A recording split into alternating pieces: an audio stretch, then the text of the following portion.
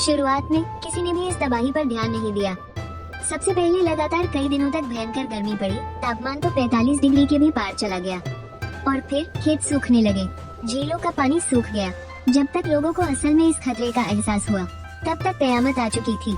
उफ, इतनी भयानक गर्मी। इस साल इतनी ज्यादा गर्मी क्यों पड़ रही है? हाँ यार, वही तो।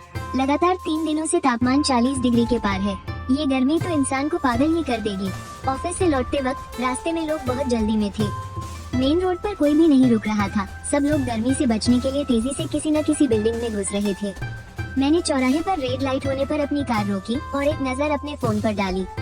शाम के 5:45 और तापमान 38 डिग्री। शाम होने वाली थी, लेकिन सूरज अभी तक नहीं ढला था। चिलचिलाती धूप और भयंकर गर्मी को देखकर ऐसा लग रहा था मानो अभी भी दोपहर ही हो। आज का तापमान रोज की तुलना में कुछ ज्यादा ही अजीब था। तभी ग्रीन लाइट जल गई। मैं एक पल के लिए झिझकी और फिर सीधे घर नहीं गई, बल्कि मैंने बाईं ओर कट लिया और शहर के सबसे बड़े सुपरमार्केट की तरफ चल दी ताकि कुछ जरूरी सामान खरीद सकूं। आज शुक्रवार था और कल से वीकेंड शुरू होने वाला था। अगर आने वाले दिनों में भी मौसम 40 डिग्री के पार रहा तो मैं ऑफिस से छुट्टी ले लूंगी और गर्मी से बचने के लिए कुछ दिन घर पर ही रहूंगी। वैसे भी मैंने अभी दिन रात एक करके एक बड़ा प्रोजेक्ट साइन किया है, इसलिए कंपनी मेरी छुट्टी तो पक्का नामंजूर नहीं करेगी। खैर, मैं सीधे सुपरमार्केट में घुस गई और सीधा ताजी सब्जियों वाले सेक्शन में जाकर ढेर सारा रोजाना का राशन खरीद लिया। फिर मैंने फ्रोजन सेक्शन में जाकर कुछ स्टेक और फ्रोजन मछलियाँ और झींगे लिए। जब मैं रोजमर्रा के सामान वाले सेक्शन से गुजर रही थी तो मैंने देखा कि मेरे इस्तेमाल वाले सैनिटरी पैड्स और टैम्पॉन पर डिस्काउंट चल रहा था, तो मैंने बस ऐसे ही उसके 2 बड़े पैकेट उठा लिए। मेरी शॉपिंग कार्ट तो एकदम से भर ही गई। क्या आपको कोई मदद चाहिए? एक स्टोर हेल्पर ने मेरे पास आकर पूछा। उसके चेहरे पर एक प्यारी सी मुस्कान थी। मैंने हाँ में सिर हिलाया और अपनी कार्ट उसे थमा दी और खुद एक दूसरी खाली कार्ट ले ली। फिर मैं डिब्बाबंद खाने वाले सेक्शन में गई और हर तरह के कैन के 2-2 डिब्बे उठा लिए। उसके बाद स्नैक्स वाले सेक्शन में जाकर मैंने ढेर सारे चिप्स और स्नैक्स भर लिए। क्या आप कुछ कोल्ड ड्रिंक लेना चाहेंगी? हमारे यहाँ कोका कोला और स्प्राइट की बड़ी बोतलों के कॉम्बो पर भारी छूट चल रही है। ये सिर्फ 9.9 युआन में है। उस हेल्पर लड़के ने सुझाव दिया। मुझे उसकी बात सही लगी। वैसे तो मैं अपनी सेहत का काफी ध्यान रखती हूँ और ज्यादा कोल्ड ड्रिंक नहीं पीती, लेकिन चिप्स खाते हुए कोल्ड ड्रिंक न हो तो क्या मजा। इसलिए मैंने कोल्ड ड्रिंक सेक्शन में जाकर ऐसे 5 कॉम्बो पैक उठा लिए।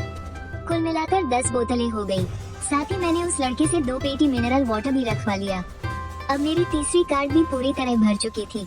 मुझे लगा कि बस अब बहुत हो गया, लेकिन बाहर निकलते वक्त मैं राशन वाले सेक्शन से गुजरी तो मैंने अचानक अपना माथा पीटा। अरे हाँ, घर में चावल का डिब्बा तो लगभग खाली ही हो गया है। मुझे थोड़े चावल भी लेने चाहिए। तो मैंने फिर से उस हेल्पर को तकलीफ दी और उससे चावल के 2 बड़े कट्टे उठवा लिए। मैंने खुद इंस्टेंट नूडल्स के 5 पैकेट उठाए और उन्हें दूसरी कार्ट की खाली जगहों में ठूस दिया। और इस तरह मेरी तीनों शॉपिंग कार्ट खचाखच भर चुकी थी। जब मैंने बिल बनवाया तो वो 1321 युआन और 80 पैसे का बना। आपको होम डिलीवरी की सर्विस चाहिए? उस हेल्पर लड़के ने फिर से पूछा। मैंने ना में सिर हिलाते हुए कहा, नहीं, उसकी जरूरत नहीं है। बस इन्हें मेरी कार तक पहुंचाने में मदद कर दो। क्या सच में आपको होम डिलीवरी नहीं चाहिए? ये सारा सामान बहुत भारी है। वो लड़का मुझे सर्विस देने के लिए कुछ ज्यादा ही उतावला लग रहा था, लेकिन मैंने फिर भी मना कर दिया। मैंने बस उससे इतना कहा कि वो मेरा सारा सामान मेरी उस बड़ी सी डिक्की में रखवा दे। जब मैंने डिक्की का दरवाजा बंद किया तो उस हेल्पर लड़के ने शायद एक गहरी सांस ली थी, लेकिन मैंने इस बात पर ज्यादा ध्यान नहीं दिया और सीधे गाड़ी चलाकर घर आ गई। 5 साल पहले अपने एक्स हस्बैंड से तलाक लेने के बाद मैंने 6 महीने तक बस यूं ही भटकते हुए सफर किया। आखिर में सुकून की तलाश में इस टियथरी शहर में रुकने का फैसला किया, उन सभी चीजों से दूर जिन्हें मैं जानती थी। अब मैं शहर के बाहर एक हाई क्लास सोसाइटी में अकेली किराए पर रहती हूँ। मेरा फ्लैट 16वीं मंजिल पर है, न ज्यादा ऊपर न ज्यादा नीचे। एक फ्लोर पर बस 2 फ्लैट हैं और हर एक का अपना अलग सिक्योरिटी गेट है। शायद हमारी टाइमिंग अलग है या फिर दीवारों की साउंड प्रूफिंग कुछ ज्यादा ही अच्छी है, क्योंकि मैंने आज तक अपने पड़ोसी की छत तक नहीं देखी। बस कभी कभार लिफ्ट के पास रखी छतरी ये बता देती है कि इस फ्लोर पर कोई और भी रहता है। मैंने पार्किंग में अपनी कार खड़ी की और 3 बार में अपनी सारी खरीदारी का सामान लिफ्ट तक लेकर आई। घर पहुंचने के बाद मुझे सारा सामान अलग अलग छांटने में 15-20 मिनट और लग गए। फिर मैंने उन्हें अपने बड़े से फ्रीजर और फ्रिज में रख दिया। पिछली बार एक इमरजेंसी की वजह से सोसाइटी को सील कर दिया गया था, इसलिए मैंने खास तौर पर एक बड़ा सा फ्रीजर खरीद लिया था। इस वक्त वो लगभग 80% भरा हुआ था। उसके 1/3 हिस्से में तो बस आइसक्रीम भरी थी और बाकी की पूरी जगह फ्रोजन चिकन, डक और मीट के टुकड़ों से भरी थी। इसके अलावा पोर्क का एक बड़ा सा हिस्सा भी था। ये सब मेरी माँ ने मुझे गांव से भिजवाया था। गांव में उन्होंने एक छोटी सी पहाड़ी पट्टे पर ले रखी है। वहाँ मेरे बूढ़े माँ बाप शौक से मुर्गे मुर्गियाँ, बत्तख और सुअर पालते हैं और बात बात पर मेरे लिए फ्रोजन मीट बेचते रहते हैं, जो बस इकट्ठा ही होता रहता है। मैंने उसमें बीफ स्टेक और कुछ फ्रोजन मछलियाँ और झींगे भी रख दिए। अब जाकर फ्रीजर 90% तक फुल हो गया था। मन ही मन सोच रही थी कि अगर अचानक फिर से कोई महामारी आई और लॉकडाउन लग गया तो भी ये मीट मेरे लिए 2 महीने तक आराम से चल जाएगा। मैं फ्रिज में कुछ कोल्ड ड्रिंक्स रखी रही थी कि मेरे फोन पर एक मैसेज आया। मैंने तिरछी नजर से देखा। वो शहर के मौसम विभाग का हाई टेम्परेचर रेड अलर्ट था। स्क्रीन पर बड़े बड़े अक्षरों में 41 डिग्री सेल्सियस लिखा था। कल शहर के तापमान में एक नया रिकॉर्ड बनेगा, जो 41 डिग्री से भी ऊपर जा सकता है। सभी नागरिकों से अनुरोध है कि अगर घर में बुजुर्ग या बच्चे हैं तो 41 डिग्री। मेरे मुंह से अचानक एक गाली निकल गई। मैंने तुरंत अपना फोन उठाया और ऑफिस के पोर्टल पर छुट्टी की एप्लीकेशन डाल दी। बॉस से छुट्टी मांगने के साथ साथ एचआर को भी इन्फॉर्म कर दिया, सब एक ही बार में। इतनी भयंकर गर्मी में मुझे बाहर जाकर अपना रोस्ट नहीं बनवाना है। जाहिर है मैं जितनी ज्यादा छुट्टियां ले सकती थी मैंने ले ली। मैंने हिसाब लगाया कि पिछले 6 महीनों में उस बड़े प्रोजेक्ट के लिए ओवरटाइम करने की वजह से जो छुट्टियां जमा हुई हैं, अगर उनमें वीकेंड्स भी मिला दूं, तो मैं एक साथ 20 दिन की छुट्टी ले सकती हूँ। अब ऐसा तो नहीं हो सकता ना कि 20 दिन बाद भी इतनी ही गर्मी रहे। मेरी छुट्टी फौरन अप्रूव हो गई। जब मैं नहाकर बाहर आई तो पोर्टल पर दिखा रहा था कि छुट्टी मंजूर हो गई है। इसके अलावा मेरे फोन पर 2 मिस्ड कॉल भी थे। वो माँ की कॉल थी। मैंने वापस कॉल मिलाया। हेलो माँ। चिंग चिंग। वहाँ तो बहुत ज्यादा गर्मी पड़ रही है ना? अगर कोई बहुत जरूरी काम ना हो तो भूलकर भी घर से बाहर मत निकलना। तू वहाँ अकेली रहती है, कहीं लू लग गई तो क्या होगा? ऑफिस से भी जल्दी से छुट्टी ले ले और काम पर मत जा। कैसी लड़की है तू? बचपन में भी 39 डिग्री की गर्मी में बाहर ही भटकती रहती थी। फोन उठते ही माँ ने बिना रुके एक सांस में अपना लेक्चर शुरू कर दिया। मुझे पता है माँ, आप दोनों भी इस गर्मी में अपना ध्यान रखना। कंजूसी छोड़कर एसी चला लेना, समझी? अरे कैसा एसी? मैं और तेरे पापा तो पहाड़ों के बीच है। यहाँ तो आज सबसे ज्यादा तापमान भी 35 डिग्री ही था। रात को सोते वक्त तो हमें चादर ओढ़नी पड़ती है। तो बस अपनी फिक्र कर। इतनी दूर जाने की क्या जरूरत थी? अगर तुम यहीं हमारे पास रुक जाती और सीधा पहाड़ों में आ जाती तो कितनी ठंडक रहती। माँ ने हमेशा की तरह झिड़कते हुए अपनी डांट डपट शुरू कर दी। मैंने उन्हें 10-15 मिनट तक अपनी भड़ास निकालने दी और फिर आखिरकार कोई बहाना बनाकर फोन काट दिया। इस बार की गर्मियाँ सच में बहुत अजीब है। मैंने आइसक्रीम का एक डिब्बा खोला और बड़े आराम से सोफे पर बैठ गई। खाते खाते मैंने टीवी चालू किया। हाल ही में लगातार बढ़ रहे तापमान की वजह से यूरोप के कई देशों में 1000 से ज्यादा लोगों की मौत हो चुकी है। कुछ इलाकों में तो तापमान 55 डिग्री के भी पार चला गया है। कुछ विशेषज्ञों का कहना है कि अब ये तापमान इंसानों के रहने लायक नहीं बचा है। टीवी खोलते ही दुनिया भर की भयंकर गर्मी की खबरें सामने थी। मैं खुद को खुशनसीब मान रही थी कि मैं एक ऐसे देश में हूँ जहाँ हर इंसान के पास इस बड़ी ही की सुविधा 100% से भी ज्यादा है। मुझे उस वक्त अंदाजा भी नहीं था कि आने वाले कुछ ही दिनों में ये लगातार बढ़ती हुई जानलेवा गर्मी मुझे बहुत जल्द सिखा देगी कि इंसानों के रहने लायक न होने का असली मतलब क्या होता है। उसके बाद के 2 दिनों के वीकेंड पर मैंने मजे से 24 घंटे इस बड़ी ही चलाकर रखा और आराम से अपनी नींद पूरी की। उठने के बाद घर पर ही सीरीज देखी, गेम खेले और भूख लगने पर अपने लिए बढ़िया सा खाना और सूप बनाया। मतलब घर बैठे ही मेरी बढ़िया सी छुट्टियां मन रही थी।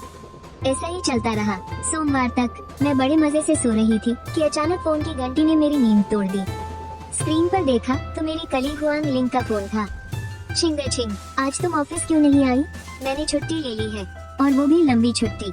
अब तुम मुझसे अगले महीने ही मिल पाओगी, मैंने एक लंबी सी जम्हाई लेते हुए कहा। ये सुनकर हुआंग लिंग एकदम हैरान रह गई।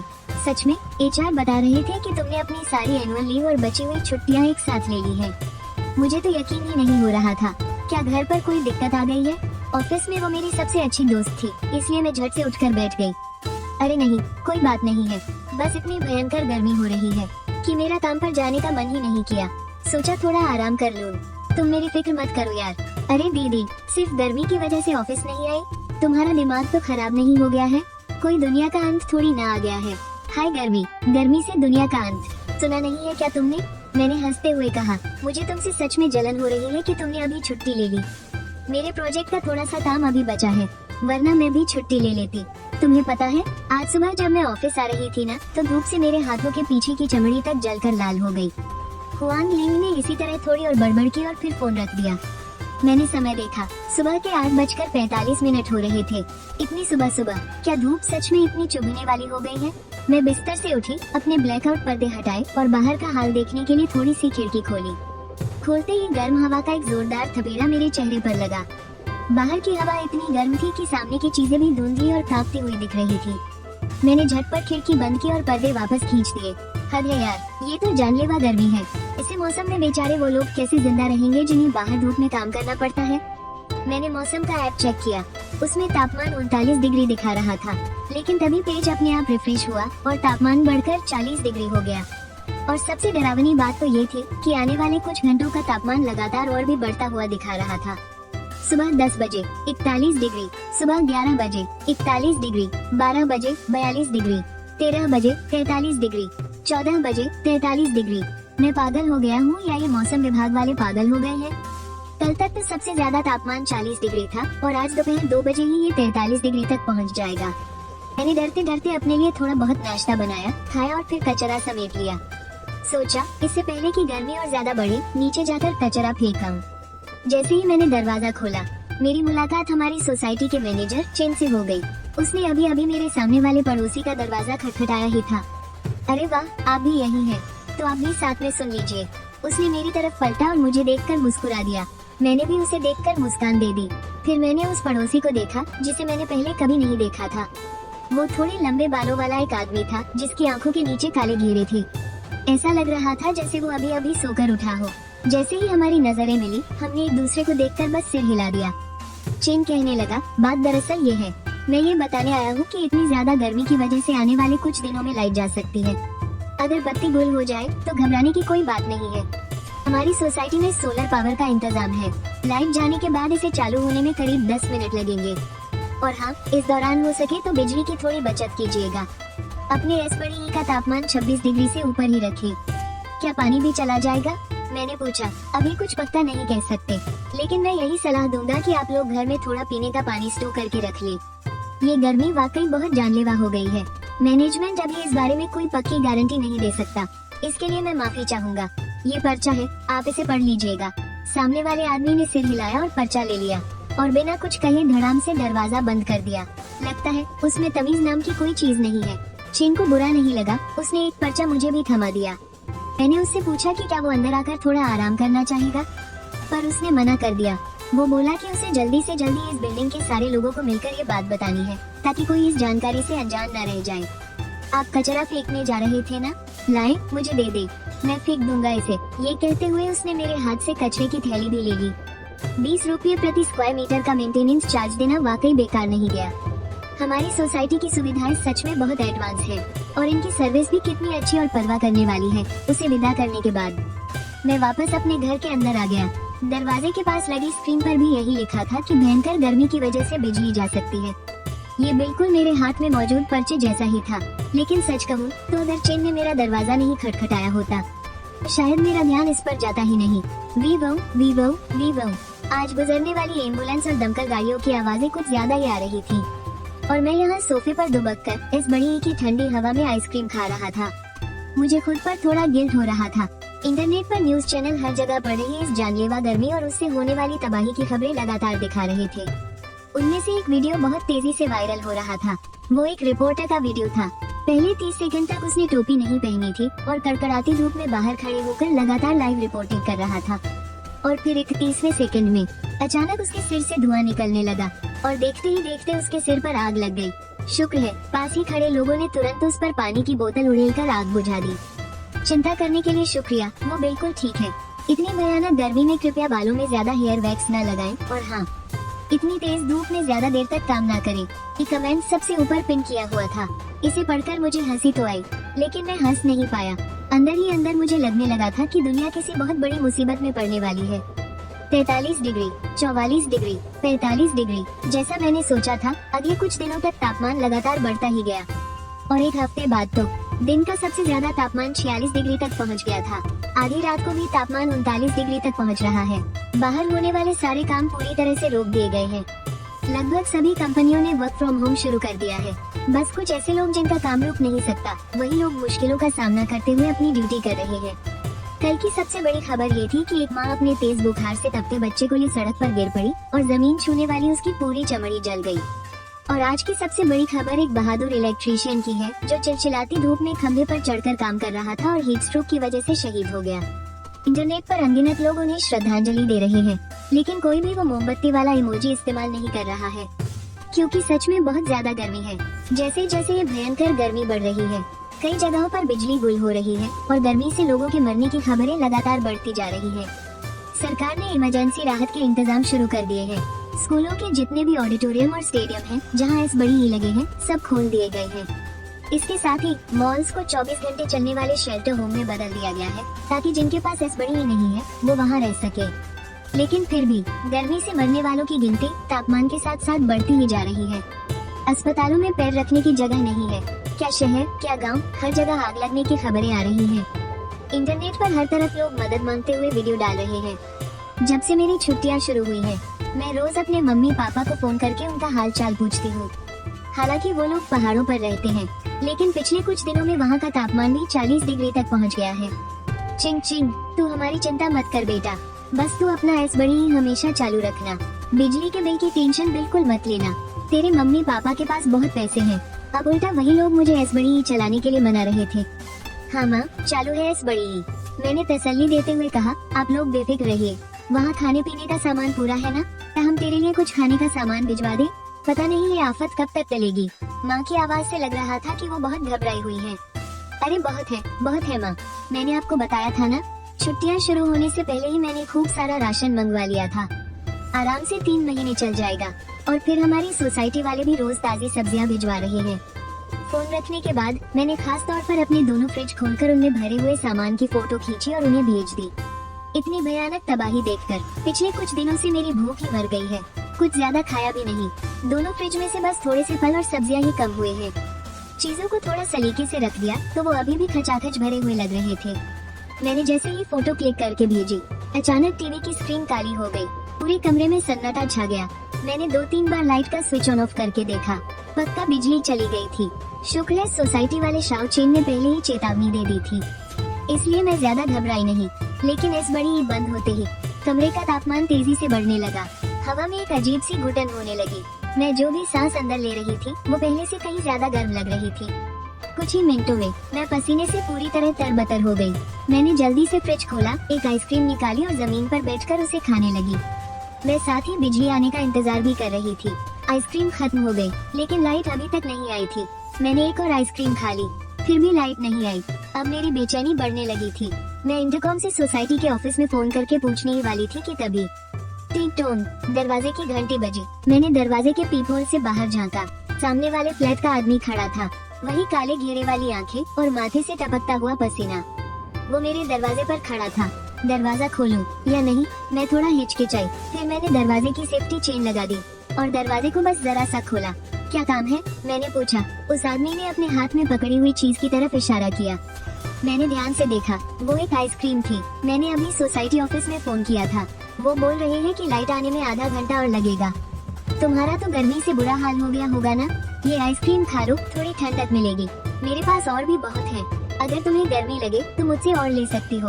उसकी आवाज सच में काफी अच्छी थी। शुक्रिया, मुझे नहीं चाहिए। शायद उसने मेरा सतर्क रवैया भांप लिया था। उसने और कुछ नहीं कहा, बस आइसक्रीम को मेरे दरवाजे के पास रखे रैक पर रख दिया और मुड़कर चला गया। मैंने दरवाजा जरा सा खुला रखा था। मैं उसे 2 सुरक्षा दरवाजों को पार करके अपने फ्लैट में वापस जाते हुए देखती रही। उसने दरवाजा बंद कर लिया। शायद वो सच में एक अच्छा इंसान है। ऐसे मुश्किल वक्त में आइसक्रीम मिलना बहुत बड़ी बात है। मैंने दरवाजा खोला और आइसक्रीम अंदर ले आई। थोड़ा सोचने के बाद मैंने उस पर 2 प्लास्टिक की थैलियां लपेटी और फिर उसे अपने डीप फ्रीजर में रख दिया। साथ ही मैंने खाने के लिए एक और आइसक्रीम निकाल ली। ये वाली खाने के बाद मैं अब फ्रीजर नहीं खोलूंगी, कहीं उसकी सारी ठंडी हवा बाहर ना निकल जाए। उफ, कितनी भयानक गर्मी है। लगभग 20 मिनट बाद मैं जमीन पर हाथ पैर फैलाए लेटी हुई थी और किसी कुत्ते की तरह हौंक रही थी।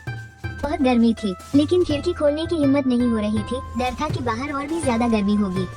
46 डिग्री का तापमान। 1 मिनट नहीं, 15:38। अपडेट सफल। मैं फटी फटी आंखों से अपने फोन पर अभी अपडेट हुए तापमान को देख रही थी। मेरे मुंह से चीख निकलते निकलते बची। 48 डिग्री। तापमान 48.7 डिग्री हो चुका है। ये नामुमकिन है। पक्का मुझे देखने में कोई गलती हुई होगी। मैंने अपनी उंगली स्क्रीन पर रखी, नीचे खींचा और पेज को फिर से रिफ्रेश किया। 15:39 अपडेट सफल, लेकिन लगातार 3 बार रिफ्रेश करने के बाद भी तापमान 48 डिग्री ही दिखा रहा था। और फिर स्क्रीन अचानक से 404 एरर में बदल गई। मैंने बैक किया। मैं फिर से मौसम का हाल देखना चाहती थी, लेकिन स्क्रीन पर लिखा आया फोन का नेटवर्क टूट गया है और एक लाल रंग का एक्सक्लेमेशन मार्क बन गया। मैंने फोन को स्विच ऑफ करके ऑन किया तो दोनों ही सिम पर कोई सिग्नल नहीं दिखा रहा था, सिर्फ इंटरनेट ही नहीं गया था। फोन से बात करने का नेटवर्क भी पूरी तरह ठप हो चुका था। आसपास की गर्मी लगातार बढ़ती जा रही थी। मुझे महसूस हो रहा था कि कमरे का तापमान भी जल्द ही 40 डिग्री तक पहुंच जाएगा। हर सांस के साथ गर्म हवा अंदर जा रही थी। ऐसा लग रहा था जैसे अभी मेरा दम घुट जाएगा। मैं भागकर दरवाजे के पास गई और वहां लगा हुआ इंटरकॉम उठाया। मैंने बिल्डिंग मैनेजमेंट का बटन दबाया। बीप। काफी देर तक किसी ने फोन नहीं उठाया। क्या मैनेजमेंट वालों ने भी काम बंद कर दिया है? भयंकर गर्मी और खौफ ने पल भर में मेरे दिल को जकड़ लिया। पूरे कमरे में सिर्फ मेरी तेज तेज सांसों की आवाज गूंज रही थी। कमरे की साउंड प्रूफिंग इतनी अच्छी थी कि मुझे अपने अलावा और कोई भी आवाज सुनाई नहीं दे रही थी। ऐसा लग रहा था जैसे मैं किसी सुनसान टापू पर फंसी हुई हूँ। शांत हो जाओ, सू छिंग छिंग, तुम्हें शांत रहना होगा। मैं खुद से बातें कर रही थी। मैं फ्रीजर के पास गई और उसे झटके से खोल दिया। मैंने अंदर से एक फ्रोजन बत्तख निकाली और उसे अपने सीने से लगा लिया। ये बत्तख पिछले कई महीनों से फ्रीजर में जमी हुई थी। वो अंदर बाहर पूरी तरह से पत्थर की तरह जमी थी, जिससे मुझे थोड़ी सी ठंडक का एहसास हुआ। मेरा दिमाग भी थोड़ा शांत हुआ। मैंने सोचना शुरू किया कि अगर मुझे घर के अंदर अकेले ही हीट स्ट्रोक हो गया तो मैं क्या करूँगी। लू लगने पर क्या करना चाहिए? हाँ, याद आया, हर्बल दवा। मैंने घर का फर्स्ट एड बॉक्स खोला। मैंने गर्मी से बचने वाली एक हर्बल दवा की बोतल खोली और उसे एक सांस में पी गई। फिर मैंने कूलिंग ऑयल निकाला और उसे अपने माथे, गर्दन और अंडर आर्म्स जैसी जगहों पर लगा लिया ताकि शरीर की गर्मी कम हो सके। उसके बाद मैं कमरे में गई और एक कंबल लेकर आई।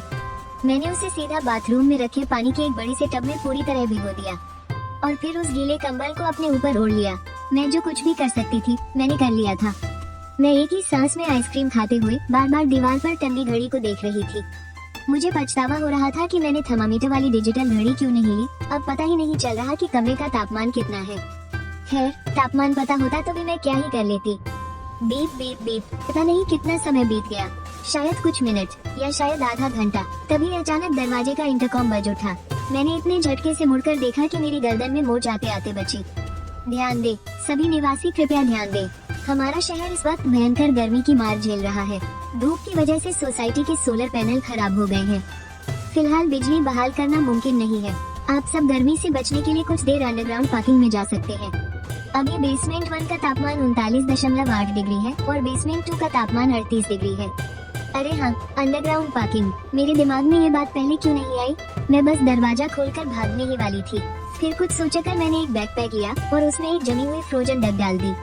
घर में रखा सारा पुदीने का तेल और गर्मी से बचने वाली हर्बल दवाई बैग में भर ली। साथ ही 2 ब्रेड और पानी की 3 बोतलें भी ठूस ली। मैंने अपने कंबल को फिर से पानी में भिगोया और दरवाजा खोल दिया। जैसे ही मैंने दरवाजा खोला, ठीक उसी वक्त सामने वाला दरवाजा भी खुला। मेरा पड़ोसी भी एक बड़ा सा बैग टांगे बाहर आ रहा था। क्या इत्तेफाक था, हम पहले कभी नहीं मिले थे, लेकिन इस गर्मी की आपदा के बाद से जब भी दरवाजा खोलो ये भाई साहब दिख जाते हैं। मेरे साथ चलो, मेरी गाड़ी की टंकी फुल है। वो सीधे मेरे पास आया और बोला। मैं घबराकर एक कदम पीछे हट गई। तलाक के बाद से ही मैं अपने आसपास के आदमियों को लेकर बहुत सतर्क रहती हूँ। अनजाने में ही मुझे डर लगने लगता है। माफ करना, मेरा कोई गलत इरादा नहीं है। तुम्हारे पास भी गाड़ी होगी। हम मेरी गाड़ी में चलकर इस बड़ी ई में बैठते हैं। अगर मेरी गाड़ी का पेट्रोल खत्म हो गया तो तुम्हारी गाड़ी में चले जाएंगे। इस तरह हम ज्यादा देर तक टिके रह पाएंगे।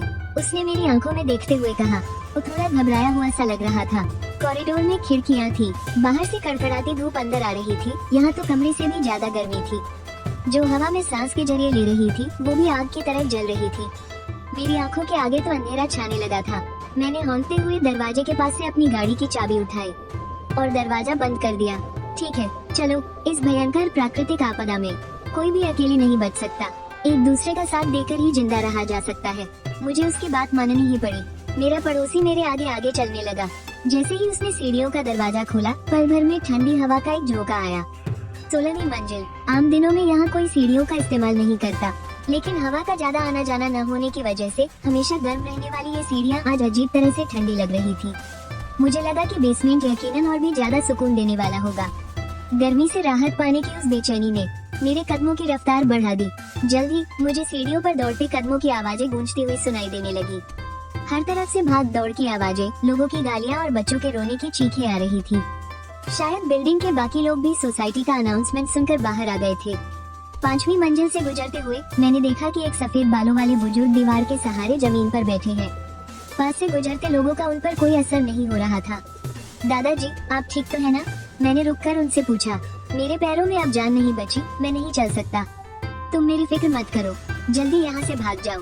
मैं पल भर के लिए झिझकी। मेरा पड़ोसी मेरे आगे चल रहा था।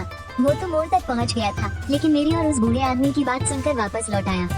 क्या हम दोनों आपको पकड़ कर चले? कोई जरूरत नहीं, दफा हो जाओ यहाँ से। उस बूढ़े की आंखों में गुस्सा छलक रहा था। मैं थोड़ा घबरा गया और जल्दी से नीचे की तरफ चल दिया। जब मैं तीसरी मंजिल पर पहुंचा, तब जाकर वो पड़ोसी मेरे पीछे पीछे आया। वो चलते चलते अपने बैकपैक की जिप बंद कर रहा था। मैंने उसके लिए एक पानी की बोतल छोड़ दी है। जिंदगी और मौत तो ऊपर वाले के हाथ में है। उसकी भारी आवाज थोड़ी कांप रही थी। बेसमेंट 1 में पहुंचकर पड़ोसी ने अपनी गाड़ी की चाबी निकाली। सीढ़ियों के बिल्कुल पास खड़ी एक एसयूवी की लाइट्स 2 बार चमकी। वो तेजी से कदम बढ़ाते हुए उसकी तरफ गया। उसने झटके से ड्राइवर सीट का दरवाजा खोला और अपना बैकपैक पास वाली सीट पर फेंक दिया और गाड़ी स्टार्ट कर दी। इंजन के चालू होने की आवाज के साथ ही गाड़ी हल्की सी हिली और पेट्रोल की तेज महक सीधे मेरे मुंह पर आ लगी, जिससे मेरे पेट में उथल पुथल होने लगी। मुझे बहुत जल्दी मोशन सिकनेस हो जाती है, लेकिन उस वक्त मेरे पास गाड़ी में बैठने के अलावा कोई चारा नहीं था, इसलिए मैं चुपचाप पीछे वाली सीट पर खिसक गया। इस एसयूवी की पीछे वाली सीट पर जगह तो बहुत थी, लेकिन हवा बहुत ही दमघोटू थी। ऊपर से सड़े हुए फलों की खट्टी खट्टी बदबू आ रही थी। मुझे तो पहले ही पेट्रोल की महक से चक्कर आ रहे थे और इस अजीब सी बदबू ने तो मेरी उल्टी ही निकाल दी थी। अरे माफ करना, गाड़ी में फलों की एक थैली रखी है जिसे मैं बाहर निकालना भूल गया था। शायद उसने शीशे में मेरा बिगड़ा हुआ चेहरा देख लिया था, इसलिए वो आगे से धीमी आवाज में बोला। मैंने थोड़ा इधर उधर हाथ मारा और सच में मुझे सड़े हुए फलों की एक थैली मिल गई। मैं पल भर के लिए झिझका, लेकिन फिर मैंने उन फलों को बाहर नहीं फेंका, बल्कि उस प्लास्टिक की थैली को कसकर बांधा और सबसे कोने में खिसका दिया। हम वैसे भी ज्यादा खाने पीने का सामान नहीं लाए थे और मुझे सबसे बुरे हालात के लिए तैयार रहना था। लू जो ने मुझे आगे वाली सीट पर बैठने को कहा। एस बड़ी ही चल रहा था और गाड़ी के अंदर का तापमान धीरे धीरे कम होने लगा था। हालांकि घुटन अभी भी हो रही थी, लेकिन कम से कम अब इतनी गर्मी नहीं लग रही थी। हमारे आसपास से कुछ और लोग भी गुजरे और वो सब भी पास खड़े अपनी अपनी गाड़ियों में जा बैठे। जाहिर है कि वो सभी मेरे पड़ोसी की तरह ही सोच रहे थे। जो भी लोग बेसमेंट 1 में आ रहे थे, वो गाड़ियों को लोगों से भरा हुआ देख रहे थे। कुछ तो तुरंत मुड़कर वापस चले गए, शायद अपनी गाड़ी की चाबियां लेने, और कुछ थोड़ा सोच में पड़ गए और फिर बेसमेंट 2 की तरफ बढ़ गए। मैंने देखा कि बिल्डिंग मैनेजमेंट के कुछ लोग सीढ़ियों से भागते हुए निकले। उन सबके हाथों में मिनरल वाटर की एक एक पेटी थी। वाह, क्या बढ़िया मैनेजमेंट है, मेरे मुंह से अचानक निकल पड़ा। चलिए अपनी पहचान करा दूं। मेरा नाम लू जो है। मैं आपको क्या कहकर बुलाऊं? ड्राइवर सीट पर बैठे उस पड़ोसी ने पूछा। मेरा नाम फॉन्ग छिंग है। माफ करना, मैंने तुम्हारी गाड़ी गीली कर दी। मैं थोड़ा झिझका और अपना असली नाम नहीं बताया। मैंने अपने गीले कंबल को तह किया और अपनी जांघों पर रख लिया। कोई बात नहीं, चलता है। उसके इतना कहने के बाद हम दोनों में से किसी ने भी कोई बात नहीं की, बस चुपचाप गाड़ी की ठंडी होती हवा को महसूस करते रहे। ये कुदरत का कहर न जाने कब खत्म होगा। गाड़ी की हवा और वहाँ का माहौल दोनों ही बड़े बोझिल थे। गाड़ी की इस बड़ी की गड़गड़ाहट ही इकलौती आवाज थी जो हमें सुनाई दे रही थी। कुछ देर बाद उसने गाड़ी का रेडियो चालू किया। ताज़ा खबरों के मुताबिक भयंकर गर्मी का ये दौर अभी 1 हफ्ते तक और चलेगा। सभी निवासियों से गुजारिश है कि वो घर से बाहर निकलने से बचें। रेडियो चालू होते ही ये मनहूस खबर सुनने को मिल गई। मैंने गहरी सांस ली और मन ही मन सोचने लगा कि मेरे बैकपैक में रखा पानी और ब्रेड खाने के लिए काफी होंगे या नहीं। अगर मुझे पहले पता होता तो मैं उस बत्तख को साथ नहीं लाता, उसकी जगह थोड़ा और खाना पानी रख लेता। ग्रीनलैंड का तापमान पिछले कुछ दिनों में 70 डिग्री फ़ारेनहाइट के करीब पहुंच गया है। ग्लेशियर पिघल रहे हैं। दुनिया भर में मौसम का भयानक कहर। आधी धरती लाल हो चुकी है। वैज्ञानिकों का अनुमान है कि आने वाले 10 सालों में अधिकतम तापमान और भी ज्यादा बढ़ सकता है। लूजो ने कुछ चैनल बदले और फिर चुपचाप रेडियो बंद कर दिया। आगे सुनने का कोई मतलब भी नहीं था। हर खबर बस बेचैनी बढ़ाने वाली थी। सब तुम्हारी गलती है। मैंने कहा था ना कि श्याओमिंग को गर्मियों की छुट्टियों में मेरी माँ के घर पहाड़ों पर ले चलते हैं, पर नहीं, तुम्हें तो मेरी सुननी ही नहीं थी। अब भुगतो। अब बिल्कुल भिखारियों जैसी हालत हो गई है। खिड़की के बाहर से किसी के बड़बड़ाने की आवाज आई। एक पति पत्नी अपनी छोटी बच्ची के साथ हमारी गाड़ी के पास से गुजरे और बगल वाली गाड़ी में बैठ गए। हमारी एसयूवी सीढ़ियों के काफी करीब खड़ी थी, इसलिए और भी बहुत से लोग हमारी गाड़ी के पास से गुजर रहे थे। उनमें बूढ़े भी थे और बच्चे भी, ज्यादातर पूरे के पूरे परिवार थे। सब बहुत जल्दी में थे। मैं खामोशी से उन्हें देखती रही। सिर के ऊपर जल रही बत्ती कुछ बार टिमटिमाई और उसके साथ मेरे दिल की धड़कन भी तेज हो गई। लिफ्ट तो बंद पड़ी है, फिर इस पार्किंग की बत्तियों में बिजली कहाँ से आ रही है? वेंटिलेशन पंखों की आवाज भी नहीं आ रही थी, बस ये बत्तियां ही जल रही थी। मैं ये सोच ही रही थी कि तभी ड्राइविंग सीट पर बैठी लू जो ने अचानक जोर से स्टीयरिंग व्हील पर मुक्का मारा। उसने गुस्से में एक भद्दी गाली बकी और मेरा पूरा शरीर डर से सुन्न पड़ गया। मेरे दिमाग में अचानक अतीत की वो भयानक यादें ताजा हो गई। मेरे उस पूर्व पति के खून से सने हुए वो मुक्के। फोन छिंग, मुझसे गलती हो गई, हमें वापस ऊपर जाना होगा। लू जो ने मुड़कर मेरी तरफ देखा। उसके चेहरे के भाव एकदम बदल गए। तुम ठीक तो हो ना? उसने बड़ी फिक्र से पूछा। मैंने अपने चेहरे से पसीना पोंछा और खुद को शांत करने की कोशिश करते हुए कहा, मैं ठीक हूँ। तुम अभी क्या कह रहे थे? पहले थोड़ा पानी पी लो। उसने मुझे पानी की बोतल बढ़ाई, पर मैंने नहीं ली। मैं पीछे हटने की अपनी घबराहट को दबाते हुए अपने बैग से मिनरल वाटर की बोतल निकाली और आधा पानी गट-गटा गई। मेरे दिल की धड़कन अब थोड़ी सामान्य हुई। फोन छिंग, हमें नीचे नहीं आना चाहिए था। यहाँ बहुत ज्यादा गाड़ियाँ हैं। थोड़ी देर में यहाँ भयंकर गर्मी हो जाएगी और ये बहुत खतरनाक भी है। जो ने पानी वापस बैग में रखा और बोला, तुम्हारा मतलब है कि? मुझे भी खतरे का एहसास हुआ और मैंने घबराकर चारों तरफ देखा। जिनके पास भी गाड़ियाँ हैं, उन सब ने गर्मी से बचने के लिए अपनी गाड़ियों में छिपने का ही सोचा है। आसपास की 10 में से 8 गाड़ियाँ तो स्टॉप भी हो चुकी थी और लोग अभी भी खाली गाड़ियों में बैठ रहे थे। गाड़ियों के धुएं से यहाँ का तापमान और बढ़ जाएगा और कार्बन मोनोऑक्साइड का स्तर भी जानलेवा हो जाएगा। हमें वापस ऊपर चलना होगा, लू जो ने मुझे देखते हुए कहा। मैंने अपना सिर सहलाया। नीचे आना तो आसान था, पर ऊपर जाना मौत है, और वो भी 16वीं मंजिल तक। ये तो जान ही ले लेगा। अगर तुम ऊपर नहीं जाना चाहती तो मेरी गाड़ी में ही रुक सकती हो। जब तक तुम गाड़ी से बाहर नहीं निकलोगी, मुझे नहीं लगता कोई खतरा होगा। लेकिन लू जो कुछ कहते कहते रुक गया। जैसे ही गाड़ी का पेट्रोल खत्म होगा, मुझे हवा के लिए गाड़ी से बाहर आना ही पड़ेगा। तब न सिर्फ इस भयंकर गर्मी में भूनना पड़ेगा, बल्कि कार्बन मोनोऑक्साइड गैस अंदर जाने से जहर भी फैल सकता है। मैं ऊपर चलूंगी। सब कुछ सोचने समझने के बाद मैंने अपना फैसला कर लिया था। हम दोनों ने बिना कुछ कहे एक दूसरे का इशारा समझकर अपने अपने बैकपैक चेक किए, उन्हें अपनी पीठ पर लादा और गाड़ी का दरवाजा खोल दिया। बगल वाली कार में एक छोटी बच्ची खिड़की से बाहर झांक रही थी। मुझसे रहा नहीं गया तो मैंने उनकी कार की खिड़की खटखटाई। तुम ये क्या कर रही हो? उसकी माँ ने बच्ची को अपनी तरफ खींच लिया और मुझे घूर कर देखा। यहाँ बहुत सारी गाड़ियाँ हैं। कार्बन मोनोऑक्साइड का लेवल खतरनाक हो सकता है। मेरा मानो तो आप लोग घर चले जाओ, मैंने जोर से चिल्लाकर कहा। मुझे परवाह नहीं थी कि उसे मेरी बात समझ आई या नहीं। मैं तुरंत पलटी और लू जो के पीछे पीछे चल दी। वो हमारे सबसे करीब थे, इसलिए मैंने उन्हें सावधान करने का अपना फर्ज निभा दिया था। मुझे कोई महान संत बनने की जरूरत नहीं थी। हम सीढ़ियाँ चढ़कर 5वीं मंजिल तक पहुँचे। वो बुजुर्ग आदमी वहाँ से जा चुका था। जमीन पर बस पानी की खाली बोतलें पड़ी थी और ऊपर जाने पर सीढ़ियों पर सिर्फ नीचे जाने वाले लोगों की भीड़ थी। हमें ऊपर जाता देख बहुत से लोग हमें अजीब नजरों से देख रहे थे, लेकिन कुछ लोग हमारी तरह ऊपर भी जा रहे थे, जो अलग अलग मंजिलों पर रुककर सुस्ता रहे थे। शायद उन्हें भी हमारी तरह खतरे का अंदाजा हो गया था। 10वीं मंजिल पर हम एक जान पहचान वाले से टकराए। वो हमारी बिल्डिंग का मैनेजर शाओ चेन था। क्या तुम लोग अपना कुछ सामान लेने वापस जा रहे हो? वो ऊपर से हाँफते हुए नीचे आ रहा था। उसकी पीठ पर भी हमारी तरह एक बैग टंगा था। हमें देखकर वो एकदम हैरान रह गया। हम घर जा रहे हैं और अब वापस नीचे नहीं आएंगे। अच्छा होगा कि तुम पार्किंग में मौजूद लोगों को बता दो कि कार्बन मोनोऑक्साइड का लेवल बढ़ सकता है, जहर फैल सकता है। लू जो ने उसे जवाब दिया।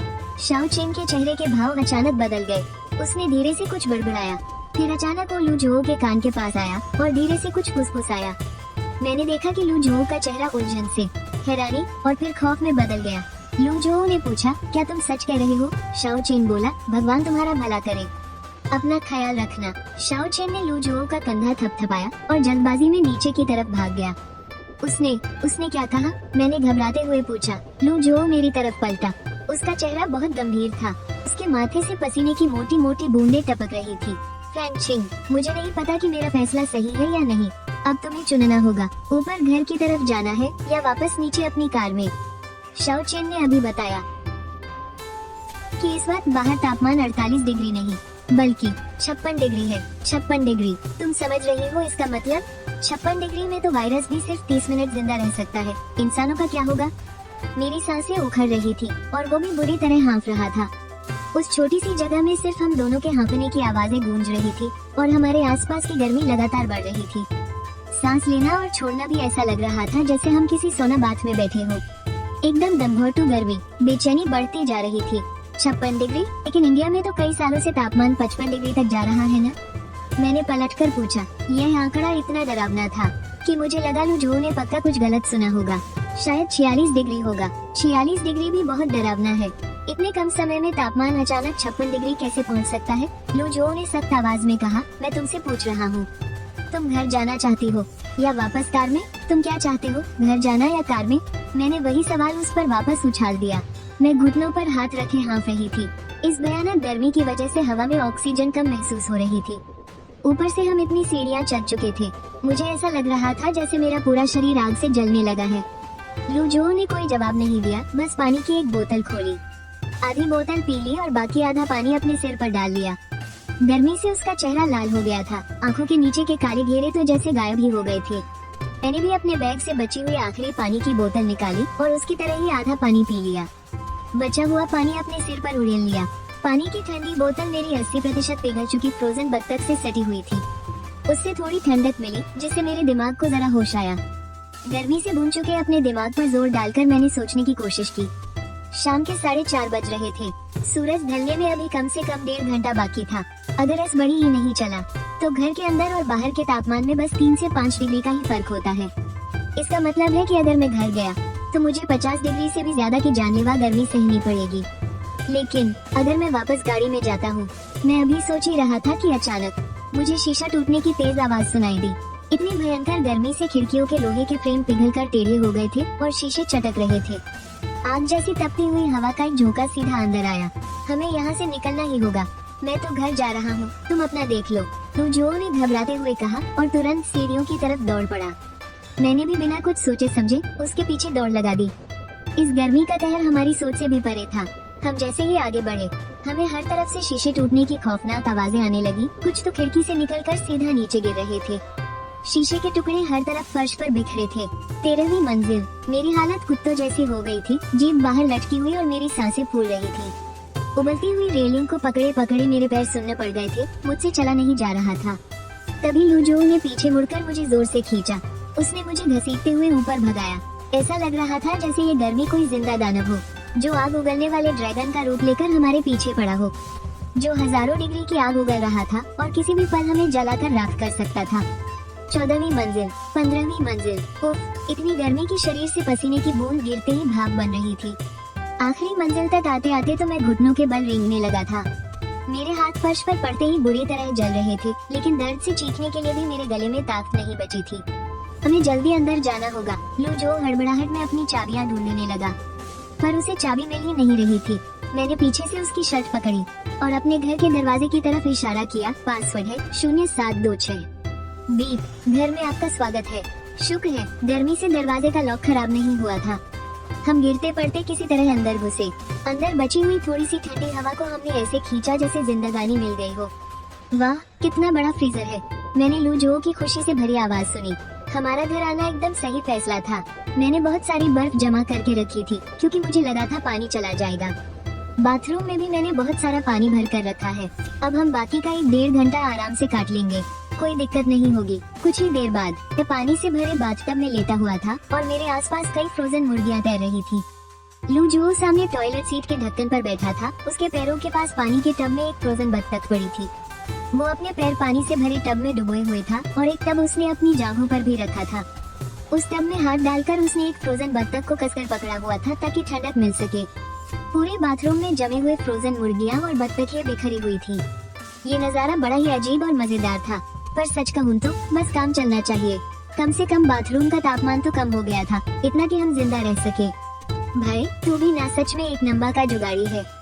फ्रीजर में इतना सारा फ्रोजन मांस क्यों भर रखा है? क्या तुझे ज़ॉम्बी अटैक का डर था? लुझो पानी में बत्तख के साथ खेलते हुए मजाकिया अंदाज में बोला। मैं तो चाहूंगा कि ज़ॉम्बीज का हमला हो जाए, कम से कम इस तरह। मैं घर में कुछ महीनों तक छिपकर आराम से तो पड़ा रहूंगा, गर्मी से मरने का डर तो नहीं रहेगा। मैंने रूखेपन से कहा और खिड़की से बाहर देखने लगा। शायद ये खिड़की थोड़ी छोटी थी और छांव में भी थी, इसलिए इस भयानक गर्मी से चटक कर टूटी नहीं। बाहर सोने जैसे चमकते शहर का एक झूठा नजारा दिख रहा था, जो बिल्कुल भी असली नहीं लग रहा था।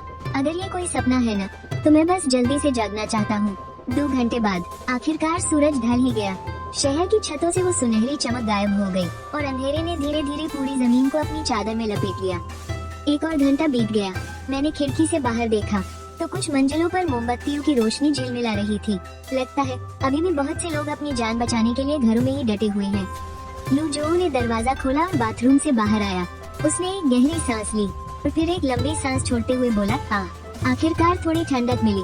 उसके बिना कहे ही मुझे भी महसूस हो गया था कि मौसम अब ठंडा हो गया है, क्योंकि पानी में इतनी देर डूबे रहने की वजह से मुझे हल्की सी ठंड लगने लगी थी। मैं बाथटब से उठा और अपनी इस बेहाल हालत को ठीक करने की सोची, लेकिन जैसे ही मेरे पैर जमीन पर पड़े, अचानक मेरा सिर बुरी तरह चकराने लगा।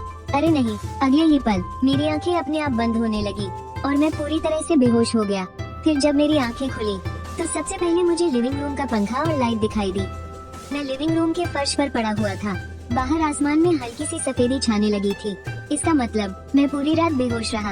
उठ गए। लू जो ने मुझे कोल्ड ड्रिंक की एक बोतल थमाते हुए कहा, एक अच्छी खबर है और 3 बुरी खबरें। तुम पहले कौन सी सुनना चाहोगे? अच्छी वाली। मैं अपनी ये फटी और सूखी आवाज सुनकर चौंक गया और मैंने जल्दी से बोतल से एक घूंट पिया। लू जो ने सिर हिलाया। अच्छी खबर ये है कि तुम अभी जिंदा हो। और बुरी खबरें क्या है? मैंने पूछा और फिर से एक घूंट पिया। ड्रिंक अब बिल्कुल रूम टेम्परेचर पर आ चुकी थी, लेकिन फिर भी पीने में बहुत अच्छी लग रही थी। इसे पीने के बाद मुझे अपने शरीर में थोड़ी ताकत लौटती हुई महसूस हुई। मैं उठकर बैठा और अपने हाथ पैर हिलाकर देखे। ऐसा लग रहा था जैसे मैं मौत के मुंह से वापस आया हूँ। पहली बुरी खबर ये है कि कल आधी रात को पानी चला गया था। बिजली अभी तक नहीं आई है और फोन में कोई सिग्नल भी नहीं है। मतलब सब कुछ ठप। मैं एकदम चुप हो गया। अगर आज भी कल जैसी ही भयानक गर्मी रही तो शायद हमारा जिंदा बच पाना नामुमकिन हो जाएगा। हाँ, याद आया, तुम्हें एक और अच्छी खबर सुनाता हूँ। फोन का रेडियो अभी भी काम कर रहा है। बैटरी खत्म होने से पहले हम न्यूज सुन सकते हैं। मेरे फोन में बस 1% बैटरी बची है। लू जो मुस्कुराया और उसने रेडियो ऑन कर दिया। China national radio. सभी नागरिकों से गुजारिश है कि दिन के वक्त अपने घरों के अंदर ही रहे और खूब पानी पीते रहे। बाहर बिल्कुल न निकले और बचाव दल का इंतजार करें। इस भयंकर गर्मी से देश के 9 राज्य प्रभावित हुए हैं और अधिकतम तापमान 60 डिग्री तक पहुंचने की आशंका है। अभी फोन की बैटरी खत्म हो गई और वो अपने आप स्विच ऑफ हो गया। मैं सुन्ना होकर बस उसे घूरता रहा। अधिकतम तापमान 60 डिग्री। ये नंबर सुनकर मुझे ऐसा लगा जैसे मैं सच में किसी आग के पहाड़ पर रह रहा हूँ। कोई पावर बैंक है क्या यार? लू जो को इस हालत में भी मजाक सूझ रहा था। मैं स्टडी रूम में गई और दराज से 2 पावर बैंक निकाले। मैं बस उसे देने ही वाली थी कि अचानक मेरे दिमाग की बत्ती जली। Power bank. लू जो, अंदर आकर जरा मेरी मदद करना, मैंने एक कुर्सी खींचते हुए कहा और उसे बुकशेल्फ के नीचे रख दिया। तुम क्या करने वाली हो? वो सबसे ऊपर जो कुरियर के डब्बे रखे हैं ना, उनमें से सबसे नीचे वाला डब्बा उतारना। हाँ, वही चौकोर वाला। ये वाला? ये तो थोड़ा भारी है, आप जरा संभल कर। लू जो कुर्सी पर चढ़ा और उसने वो डब्बा नीचे उतार लिया। हाँ, बिल्कुल यही। मैं खुशी से उछल पड़ी। मैंने डब्बा लिया और उसे बड़े आराम से जमीन पर रख दिया। ये क्या है? लू जो ने पूछा। घरेलू सोलर चार्जिंग सिस्टम। क्या? घरेलू सोलर चार्जिंग सिस्टम? मैंने बहुत पहले खरीदा था। इसे तो मैंने कभी खोला भी नहीं था। भाई, मैं भी ना सच में कमाल हूँ। पिछले कुछ सालों में कंपनी के मैनेजमेंट में प्रमोशन मिलने से मैंने अच्छे खासे पैसे कमाए थे, तो बस जमकर शॉपिंग की थी। जो भी चीज दिलचस्प या काम की लगती, मैं उसे उठाकर घर ले आती। अगर मुझे सही से याद है तो ये सोलर चार्जिंग सिस्टम मैंने 1.5 साल पहले खरीदा था। उस वक्त मैं एक आरवी लेकर घूमने जाने वाली थी, लेकिन पार्किंग की दिक्कत सोचकर मैंने अपना इरादा बदल दिया। लेकिन कैंपिंग और सर्वाइवल का बहुत सारा सामान मैं पहले ही खरीद चुकी थी। दीदी, आप तो एकदम जबरदस्त हो। आपके पास इतनी मस्त चीज रखी थी। ये सुनकर लू जो भी खुशी से उछल पड़ा। उसने फटाफट डब्बा खोलने में मेरी मदद की और मैनुअल पढ़कर उसे सेट करने लगा। आधे घंटे बाद सूरज उगने से ठीक पहले हमने बेडरूम की खिड़की पर सोलर पैनल लगा दिए। खिड़की के पर्दे खींच दिए और एक फ्रीजर को घसीटकर बेडरूम के अंदर ले आए। छोटे छोटे पंखे चारों तरफ लगा दिए। सूरज धीरे धीरे ऊपर उठा और एक बार फिर पूरी दुनिया सुनहरी धूप से जगमगा उठी। तापमान तेजी से बढ़ने लगा। लू जो ने मेरी तरफ देखा। मैंने हाँ में सिर हिलाया और उसने झट से स्विच ऑन कर दिया। भन भन फ्रीजर के चालू होने की आवाज आई और साथ ही छोटे पंखे भी घूमने लगे। वो आवाज उस वक्त किसी मधुर संगीत जैसी लग रही थी। जब मैंने ये फ्रीजर खरीदा था ना, तो मुझे लगा था कि मुझे डीप फ्रीज करने की कोई जरूरत नहीं पड़ेगी, इसलिए मैंने कम वॉट वाला मॉडल ही लिया था। अगर इस सोलर पैनल ने सही से काम किया तो इसे चलाने में कोई दिक्कत नहीं आएगी। फ्रीजर कोल्ड ड्रिंक्स और पानी की बोतलों से पूरा भरा हुआ था। कुछ मेरी थी और बाकी लू जो अपने घर से लेकर आया था। उसने बताया कि वो एक गेमिंग स्ट्रीमर है जो अक्सर 10-15 दिनों तक घर से बाहर ही नहीं निकलता, इसलिए उसके पास भी राशन का अच्छा खासा स्टॉक था। हमने अपने सारे खाने पीने के सामान का हिसाब लगाया। आइसक्रीम तो पूरी तरह पिघल चुकी थी और उसे संभालना बहुत मुश्किल था, तो मैंने उसे सीधा डस्टबिन में फेंक दिया। फ्रीजर में पहले से ही 6 मुर्गियाँ, 3 बत्तखें, सुअर का आधा हिस्सा और करीब 2.5 किलो बीफ स्टेक रखा था। इसके अलावा 2 मछलियाँ और 1 पैकेट झींगे भी थे। इतने भयंकर गर्म मौसम में इन सब मांस को ताज़ा रखना बहुत मुश्किल था, तो हमने सोचा कि इससे पहले कि ये सब सड़ना शुरू हो जाए, क्यों न इन सबको बालकनी के फर्श पर फैला दिया जाए।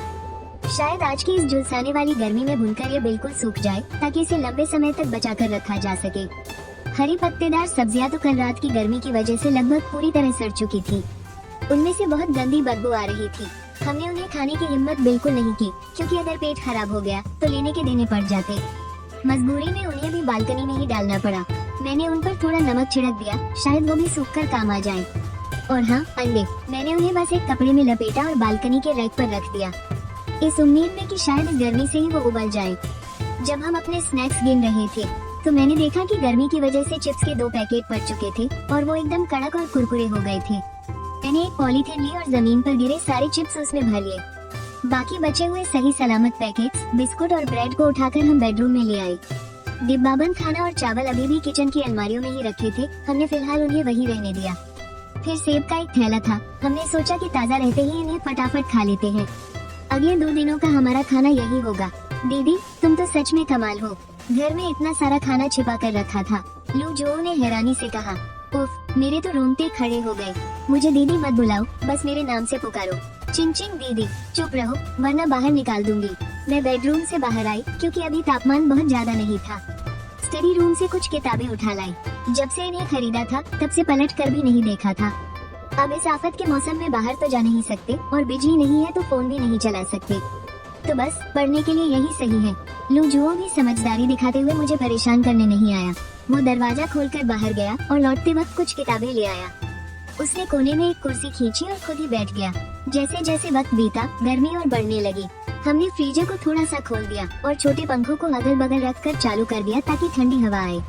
जब गर्मी और बढ़ी तो हमने फ्रीजर को थोड़ा और खोल दिया ताकि कमरे का तापमान ऐसा रहे जिसे इंसान सह सके, और फिर बस पानी पीते रहे ताकि शरीर में पानी की कमी ना हो। इस देसी जुगाड़ के बावजूद दोपहर होते होते हम दोनों की हालत खराब हो गई। बस बैठे बैठे ही पसीने से तरबतर हो रहे थे। किताबें भी पसीने से भीग गई थी। वो जो कहते हैं ना कि मन शांत हो तो अपने आप ठंडक लगती है, इतनी भयानक गर्मी में ये सब बकवास है। गनीमत है कि हम किसी तरह बच गए। आज का सबसे ज्यादा तापमान 58 डिग्री था और ये भयंकर गर्मी अभी और चलेगी। शाम को हमने अपने फोन चार्ज किए, रेडियो चालू करके खबरें सुनी और हम दोनों अंदर तक सिहर उठे। अगर वो जान बचाने वाला सोलर चार्जर ना होता तो मुझे और लू जो को सच में नहीं पता था कि हम कैसे जिंदा बचते। अंधेरा होने के बाद हमने फोन की टॉर्च जलाई और बालकनी में रखा सारा मांस अंदर ले आए। बाहर जाते वक्त मैं फिसलते फिसलते बची क्योंकि जमीन पर मांस से टपकी हुई चर्बी फैली थी। बुने हुए मांस की खुशबू इतनी तेज थी कि छुपाए नहीं छुप रही थी। मुझे तो डर लग रहा था कि कहीं ये खुशबू किसी बुरे इंसान को यहाँ न खींच लाए। कई दिनों तक बहुत खौफ में रहे। आधी रात को भी ठीक से नींद नहीं आती थी। शुक्र है कि कोई और वहाँ नहीं आया। लू जो हर रात अपने घर सोने जाता और दिन में मिन्नतें करके मेरे पास आ जाता। दूसरे दिन से वो ढेरों बोर्ड गेम्स उठा लाया और उन बची हुई किताबों के साथ हमारा काफी वक्त कट गया। हम रोज धूप में सूखा हुआ भुना मांस खाते और कभी कभी स्नैक्स का पैकेट खोल लेते, साथ में फ्रीजर की ठंडी ड्रिंक्स पीते। इस गर्मी की आदत पड़ने के बाद एक पल के लिए तो लगा कि जिंदगी कितनी सुकून भरी है, पर मैं जानती थी ये सिर्फ मेरा वहम है, क्योंकि इस भयंकर गर्मी का एक दिन बीतने के साथ रात के वक्त सामने वाली बिल्डिंग में जलने वाली मोमबत्तियाँ कुछ कम हो जाती थी। एक हफ्ते बाद की रात मैं सो रही थी। सपने में मैं अपने विरोधी कंपनी के लोगों के साथ जासूसी का खेल खेल रही थी। वो जीत गए, लेकिन मुझे कोई अफसोस नहीं हुआ। मैंने उन्हें खुशी में पार्टी पॉपर फोड़ते देखा। मैं बगल में खड़ी होकर उनके लिए तालियां बजा रही थी और तभी बूम, एक जोरदार धमाके ने मुझे नींद से जगा दिया। मैं झटके से उठ बैठी और खिड़की के बाहर देखा। तब समझ आया कि वो कोई पार्टी पॉपर नहीं था, बल्कि सामने वाली बिल्डिंग में कहीं धमाका हुआ था। आग की लपटों ने अंधेरी रात को चीर कर रख दिया था। पिछले कुछ दिनों से ऐसे धमाकों की आवाजें आ ही रही थी। रात में मैंने आग और काले धुएं का गुबार भी देखा था। लेकिन वो सब मुझसे बहुत दूर था। पर ये धमाका सबसे करीब था। धड़ाम, एक और जोरदार धमाका हुआ। खिड़कियों के कांच भी कांप उठे। मेरे मुंह से चीख निकल गई। मैं बिस्तर से कूदी और भागकर बाहर आई। जब मुझे होश आया तो मैं लू जो की कमर से लिपटी हुई थी और बुरी तरह कांप रही थी। कुछ नहीं हुआ, शांत हो जाओ। सामने वाली बिल्डिंग है, आग यहाँ तक नहीं पहुँचेगी। उसने थोड़ी झिझक के साथ अपने हाथ बढ़ाकर मेरे बालों को सहलाया। मैं सिहर उठी और उसे जोर से पीछे धक्का दे दिया। फांग चिंग, तुम पास मत आओ, मैं ठीक हूँ, बिल्कुल ठीक हूँ। मैंने दांत बींचे और पीछे हटते हुए बेडरूम में जाकर तुरंत दरवाजा बंद कर लिया। सामने वाली बिल्डिंग पूरी तरह आग की लपटों में घिर चुकी थी। ऐसा लग रहा था मानो चीजों के जलने की चटकती आवाजें और लोगों की चीखें साफ सुनाई दे रही हूँ। फांग चिंग, तुम ठीक तो हो? लू जो ने दरवाजे पर 2 बार दस्तक दी। मैं नीचे बैठ गई, अपने घुटनों को बाहों में जकड़ लिया और कानों को कसकर बंद कर लिया। दिमाग में गूंजती दरवाजा पीटने की डरावनी आवाज और लू जो की दस्तक, दोनों मिलकर बारिश की बूंदों की तरह मुझ पर हमला कर रही थी। मैं ठीक हूँ, तुम जाओ यहाँ से, मैंने चीखते हुए कहा। फांग चिंग, मैं यहीं बाहर हूँ, तुम घबराओ मत, कुछ नहीं होगा, तुम शांत हो जाओ। लू जो शायद यही कह रहा था और फिर दरवाजा खटखटाने की आवाज बंद हो गई। मुझे उसकी बात ठीक से सुनाई नहीं दी। मैं बस वहीं दुबकी हुई खिड़की से सामने वाली इमारत में भड़कती आग को देख रही थी। खिड़की पर कोई नजर आया जो मदद के लिए पागलों की तरह टॉर्च हिला रहा था। कुछ लोग ऊपर की मंजिलों से पानी भी फेंक रहे थे, लेकिन कोई फायदा नहीं हुआ। लपटें और भी विकराल होती जा रही थी, इतनी विकराल कि देखते ही देखते उसने पूरी इमारत को ही निगल लिया। आग की लपटें आसमान छू रही थी। विडंबना देखिए, सामने वाली इमारत जलकर भस्म हो रही थी और एक धधकता हुआ नर्क बन गई थी। लेकिन 100 मीटर से भी कम दूरी पर मौजूद इस जगह के तापमान में ज्यादा फर्क नहीं आया था। हे भगवान, अगर सच में दुनिया खत्म होने वाली है तो प्लीज मुझे जल्दी से इस अजाब से मुक्ति दे दे। घुटनों को जकड़े हुए मैं खुली आंखों से सुबह होने का इंतजार करती रही। वो भयंकर आग पूरी रात जलती रही। सुबह होने तक भी वो पूरी तरह से बुझी नहीं थी। बेडरूम के दरवाजे पर दस्तक हुई तो मैं घबराकर जमीन पर गिर पड़ी। तब मुझे एहसास हुआ कि मेरे दोनों पैर सुन्न हो चुके थे। फांग चिंग, मैं लू जो हूँ, जरा बाहर तो देखो, क्या बारिश हो रही है? उसने कहा। कहने को तो बारिश थी, लेकिन असल में बस इक्का दुक्का बूंदे ही थी। अगर ध्यान से न देखो तो पता ही नहीं चलता कि ये बारिश है, क्योंकि ज्यादातर पानी तो हवा में ही भाप बन जाता था। आधे घंटे बाद मैंने बालकनी से नीचे झांका। जमीन अभी भी धूप से तप रही थी। सूरज निकल आया था और तापमान हमेशा की तरह बढ़ रहा था। शायद पड़ोस के शहर में कृत्रिम बारिश करवाई गई थी और उसी की कुछ बूंदें यहाँ आ गिरी थी। लू जो अपना फोन पकड़े मेरे पीछे खड़ा था। भले ही इतनी सी बारिश का कोई फायदा नहीं, लेकिन कृत्रिम बारिश होने का मतलब है कि सरकार अभी भी काम कर रही है। अगर हम बस टिके रहें तो एक न एक दिन मौसम जरूर ठंडा होगा। हमें जिंदा बचने की उम्मीद नहीं छोड़नी चाहिए। सामने वाली इमारत में कुछ जगह आग फिर से सुलगने लगी थी। काले धुएं के गुबार ने आसमान के एक हिस्से को ढक लिया था। काले धुएं के बीच से छनकर आती धूप किसी लाल सुई की तरह चुभ रही थी, जिसके चारों तरफ एक जानलेवा नारंगी चमक थी। ये सब देखकर हम दोनों ही अंदर तक दहल चुके थे और किसी भी काम में हमारा मन नहीं लग रहा था।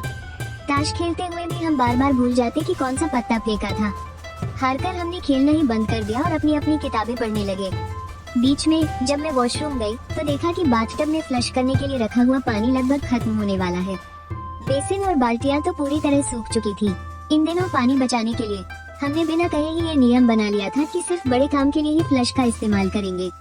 नहाने के नाम पर भी हम बस गीले तौलिए से शरीर पोंछ लेते थे। लेकिन इतनी भयंकर गर्मी में पानी का भाप बनना लाजिमी था। अब फ्लश के लिए ज्यादा पानी नहीं बचा था। अब से हम दिन में बस एक ही बार फ्लश करेंगे। वॉशरूम से बाहर निकलते हुए मैंने लू जो से कहा। मेरी बात सुनकर लू जो ने एक फीकी सी मुस्कान दी, लेकिन मना नहीं किया। हम दोनों जानते थे कि इसके अलावा हमारे पास कोई चारा नहीं है। शुक्र है भगवान का, 3 दिन बाद आधी रात को आखिरकार झमाझम बारिश होने लगी। ये भी कृत्रिम बारिश ही थी, लेकिन इस बार ये हमारे शहर के ऊपर हो रही थी। बाहरी इलाकों में भी जोरदार बारिश हो रही थी। खिड़की पर टकराती पानी की बूंदों की आवाज से मेरी नींद एकदम खुल गई। तो जो भी दौड़कर मेरा दरवाजा खटखटाने लगा। उसकी खुशी का कोई ठिकाना नहीं था। हमने घर के सारे बर्तन और बाल्टियां बालकनी में रख दी ताकि जितना हो सके उतना पानी जमा कर ले, और फिर तौलिया लेकर जल्दी जल्दी नहाने और बाल धोने लग गए। वो बारिश में खड़े होकर खुशी से चिल्ला रहा था। मैंने भी अपनी शर्म और हया एक तरफ रखी और लू जो की तरफ पीठ करके बारिश के पानी से अपने शरीर की सारी चिपचिपाहट धो डाली। चेहरे पर पड़ती उन ठंडी बूंदों को महसूस करके मुझे एक अजीब सा सुकून मिल रहा था। मुझे ऊपर नीचे के फ्लैट से भी लोगों के हंसने की आवाजें आ रही थी। साफ था कि इस इमारत में अभी भी बहुत से लोग डटे हुए थे और हार नहीं मानी थी। आधे घंटे बाद बारिश रुक गई। वो जितनी जल्दी आई थी उतनी ही जल्दी चली भी गई। बाल्टी 1/3 से भी कम भरी थी, लेकिन इससे हमें काफी ठंडक और उम्मीद मिली। मैंने और लूजो ने इसी खुशी में खुद को इनाम देने के लिए पीले आड़ू के 2 डिब्बे खोले। खाना अभी भी बहुत बचा हुआ था, वैसे भी इतनी भयानक गर्मी में भूख कहाँ लगती है। हमने उस बुने हुए आधे सुआ को तो छुआ तक नहीं था, बस कुछ बत्तखें और मुर्गियां ही खाई थी। पीने के पानी और कोल्ड ड्रिंक्स की तो वैसे भी कोई कमी नहीं थी। बस थोड़ा और सब्र करना है, हम ये मुश्किल वक्त भी काट लेंगे। ट्रिंग ट्रिंग ट्रिंग, मैंने बस साफ कपड़े पहने ही थे कि एक और खुशखबरी आ गई। फोन में नेटवर्क वापस आ गया था। दुनिया जहान की खबरें कहीं छूट न जाएं, इसलिए एक साथ ढेरों मैसेज फोन में धड़ाधड़ आने लगे। जब नेटवर्क नहीं था तब भी हम दोनों बिना कुछ कहे रोज अपना फोन फुल चार्ज रखते थे। मैंने फोन उठाया और मैसेजेस पर एक नजर डाली। ज्यादातर बस सेफ्टी अलर्ट और हीटवेव की वार्निंग्स ही थी। हेलो माँ, लूजो ने मेरे बगल में खड़े होकर घर पर फोन भी मिला लिया था। और एक मैं नालायक बेटी हूँ जो पीछे रह गई। मेरी प्यारी माँ, मैंने जल्दी से अपनी माँ को कॉल लगाया, लेकिन फोन स्विच ऑफ था। फोन बंद आ रहा था तो मैंने घर के लैंडलाइन पर कॉल किया। ट्यू ट्यू ट्यू, बस लाइन बिजी होने की आवाज आ रही थी। ऐसा कैसे हो सकता है? मैंने झट से पापा का नंबर निकाला और कॉल किया, वो भी नहीं लगा। कुछ सोचकर मैंने बड़े मामा और तीसरे ताऊजी का नंबर भी निकाला और घर के सभी रिश्तेदारों को एक एक करके फोन लगाने लगी। मैं यहाँ बिल्कुल ठीक हूँ, चिंता मत करना, पीने का पानी भी बहुत है, खाना भी खूब है, आप लोग बस अपना ख्याल रखना और बेवजह बाहर मत। लूजो फोन पर बात कर रहा था, लेकिन मेरी तरफ देखते ही उसकी आवाज अचानक रुक गई। माँ, जब तक गर्मी कम नहीं हो जाती आप लोग कहीं बाहर मत निकलना। सरकार जो कह रही है उसे मानना। मौसम थोड़ा ठीक होते ही मैं आप लोगों से मिलने आऊंगा। मेरी दोस्त को भी घर पर बात करनी है, उसे मेरा फोन चाहिए। मैं अभी फोन रखता हूँ। उसने 2-4 बातें और की और फोन काट दिया। फिर अपना फोन मेरी तरफ बढ़ाते हुए बोला, मेरे वाले से ट्राई करके देख। मैंने बिना कुछ कहे फोन ले लिया और सबसे पहले अपनी माँ का वो नंबर डायल किया जो मुझे मुंह जुबानी याद था। स्विच ऑफ, अभी भी स्विच ऑफ। शायद उनके इलाके में बिजली कट गई होगी। मुझे एक के बाद एक कई कॉल करते और हारते देख लूजो ने कहा। लूजो ने मुझे दिलासा देते हुए कहा, उनकी उम्र 60 के पार है ना। मैं दोनों फोन मुट्ठी में जकड़े लगातार कॉल मिलाती रही और आखिरकार जब मैं पूरी तरह से उम्मीद हारने ही वाली थी, कॉन्टेक्ट लिस्ट में मौजूद मेरी एक कजिन ने फोन उठा लिया, जिससे सालों से मेरी कोई बात नहीं हुई थी। हेलो हेलो, मैं छिंग छिंग बोल रही हूँ। कौन छिंग? दीदी, मैं सू छिंग छिंग, आपकी तीसरी मौसी की बेटी। क्या आपको पता है कि मेरी माँ के यहाँ क्या हालात है? मैं शहर से बाहर अकेली हूँ और उनसे कोई कांटेक्ट नहीं हो पा रहा है। मैंने खुद को शांत रखकर बात करने की पूरी कोशिश की। ओह, तो तुम हो? मुझे तो कुछ नहीं पता। एक काम करो, तुम शेल्टर होम में फोन करके पूछ लो। शुक्र है कि दीदी ने थोड़ी मदद कर दी और तुरंत मुझे वहाँ के सारे शेल्टर होम्स के नंबर भेज दिए। मैंने झट से कॉल लगाया, लेकिन 3 जगहों पर पूछने के बाद भी मुझे अपने मम्मी पापा का कोई सुराग नहीं मिला। मैं आगे और कॉल करने ही वाली थी कि तभी फोन से एक कंप्यूटर वाली आवाज आई। नमस्कार, आपके द्वारा डायल किया गया नंबर नेटवर्क क्षेत्र से बाहर है। नेटवर्क चला गया था। अरे अरे, तू रो मत न। लूजो ने घबराते हुए मुझे एक टिश्यू पेपर पकड़ाया। तब मुझे एहसास हुआ कि मेरे चेहरे पर आंसुओं की धार बह रही थी। मेरी उनसे कोई बात नहीं हो पा रही है। वो दोनों इतने बूढ़े हैं। इतनी भयानक गर्मी में उनका क्या होगा? भले ही शहरों के मुकाबले पहाड़ों पर थोड़ी ठंडक रहती है, लेकिन इस जानलेवा गर्मी में पहाड़ भी कहाँ बचे होंगे। ऊपर से न बिजली है और न ही नेटवर्क। मुझे बहुत डर लग रहा है कि कहीं उनके साथ कुछ अनहोनी न हो गई हो। सब ठीक होगा, देखना, वो बिल्कुल ठीक होंगे। मेरे मम्मी पापा भी तो ठीक है ना? वो लोग भी तो शेल्टर होम में हैं। वहाँ उन्हें ऐसबड़ी की हवा मिल रही होगी और खाने को भी होगा, पीने के लिए पानी भी होगा। वो हमसे कहीं ज्यादा मजे में होंगे। ये कहते हुए लूजो ने मुझे पोंछने के लिए कुछ और टिश्यू थमा दिए। मैंने उसे ले लिया और अपना चेहरा टिश्यू में छुपाकर फूट फूट कर रोने लगी। इतने दिनों की मुश्किलों में मैं नहीं रोई। सामने वाली बिल्डिंग की भयंकर आग से डरकर भी मैं नहीं रोई। लेकिन जब मुझे पता चला कि मैं अपने मम्मी पापा से बात नहीं कर पा रही हूँ, जो यहाँ से हजारों मील दूर है, तो मैं खुद को रोक नहीं पाई।